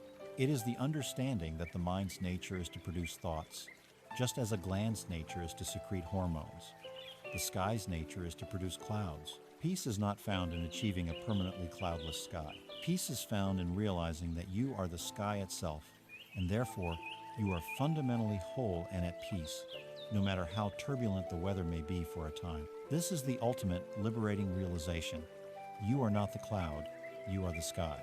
You are not the thought, the emotion, the sensation, or the story. These are temporary, transient phenomena that arise in your awareness, linger for a time, and inevitably dissolve. Your true nature, the essence of who you are, is the awareness itself, the vast, open, silent space in which all these phenomena are witnessed. Think of the sky. On some days, it is a brilliant, uninterrupted canvas of blue, and this is a state of joy and clarity. On other days, it is filled with soft, white, puffy clouds of pleasant daydreams and gentle thoughts. Then a storm front moves in. The sky fills with dark, heavy, ominous clouds of sadness or grief. Thunder rolls, and it is the sound of your angry thoughts. Lightning flashes, and it is the sharp spark of your fear. The storm rages. For the person who believes they are the clouds, this experience is terrifying.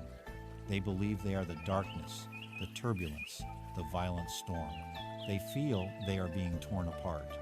But for the one who intuits their true nature as the sky, the experience is profoundly different. They can witness the storm passing through. They can feel the intensity of the wind and hear the roar of the thunder. But on a fundamental level, they know that they, the vast open sky, are not being harmed. The clouds cannot stain the sky. The storm cannot break the sky. The sky simply holds it all with an effortless, unconditional, spacious grace. The storm is a temporary event. The sky is the eternal context. To know this is to be free. The practice for cultivating this realization is the practice of pure witnessing. It is the simplest and most direct path of all. You will sit quietly for 5 or 10 minutes. Close your eyes. And instead of focusing on any one thing, like the breath, you will simply adopt the posture of a silent, impartial witness to whatever arises in the field of your awareness. Rest your attention on the screen of your own mind and simply watch the show. A thought about your to-do list might appear. Instead of getting caught up in it, you simply notice it and silently label it thinking. A feeling of restlessness might arise in your body. You just notice it. Feeling. A memory from your childhood might flash before you. You notice it. Remembering. You do not judge the content. You do not analyze it. You do not try to change it. You are like an astronomer watching meteors streak across the night sky. You simply note their appearance and their passing. As you continue this practice, something profound will begin to happen. You will start to notice by direct experience that there is a difference between the thought and the awareness of the thought. There is a difference between the feeling and the awareness of the feeling. A thought is a passing event. A feeling is a passing event, but the awareness that notices them is constant. It is always here. It is the silent, unchanging background upon which the entire movie of your life is projected. Who is this silent witness? Who is this awareness that is effortlessly aware of all the changing phenomena, but is itself unchanging? This awareness is you. This is your true home. The practice is to gently, repeatedly, shift your sense of identity from the fleeting clouds of thought and feeling to the vast, open, peaceful sky of awareness in which they arise. You are no longer striving. You are not fighting. You are simply resting in your true nature. You are becoming the sky. And in that becoming, you realize you were the sky all along. And so, with a quiet breath, we arrive at the final page. The book that found you in a moment of need now gently closes. Its purpose was not to give you answers, but to lead you back to the silent, knowing place within yourself where the answers have always resided. It was a map to a treasure you already owned. It was a key to a door you were always standing in front of. The words on these pages were never meant to be a destination. They were the friction to create a spark, the echo to awaken your own voice, the temporary shelter in which you could remember your own strength. But you cannot live in a shelter forever. The journey was never about mastering the lessons in this book. It was about realizing you are the lesson. The anchor of your past has been raised to the deck. It is cargo now, not a tether. The dragons of your heart have been faced, and you know now they guard your greatest treasures. The compass of your body has been polished, its needle pointing to your own true north. You have learned that your purpose is not a place to find, but a direction to walk, and that character is not a thing to have, but a thing you build with every conscious action. You have stood in the quiet sovereignty of your own solitude and felt the peace that lies beyond the need for applause. You have sat in the fire of your own pain and discovered the alchemy that turns wounds into wisdom. Most importantly, you have looked up at the wild, chaotic weather of your own mind and recognized, perhaps for the first time, your true nature, not as the fleeting cloud, but as the vast, eternal sky. This book is now closed, but your life, your real story, has just begun. The pages from this moment forward are blank, and only you can fill them. You are the author now. The voice that once whispered of your limitations can be taught to speak of your strength. The hands that once clenched in fear can now be open to create and to give. The heart that was once sealed off can now become a source of light for yourself and for others. There are no more secrets to be revealed. The secret is you. The power was always you. The path is now clear. Go on, live it.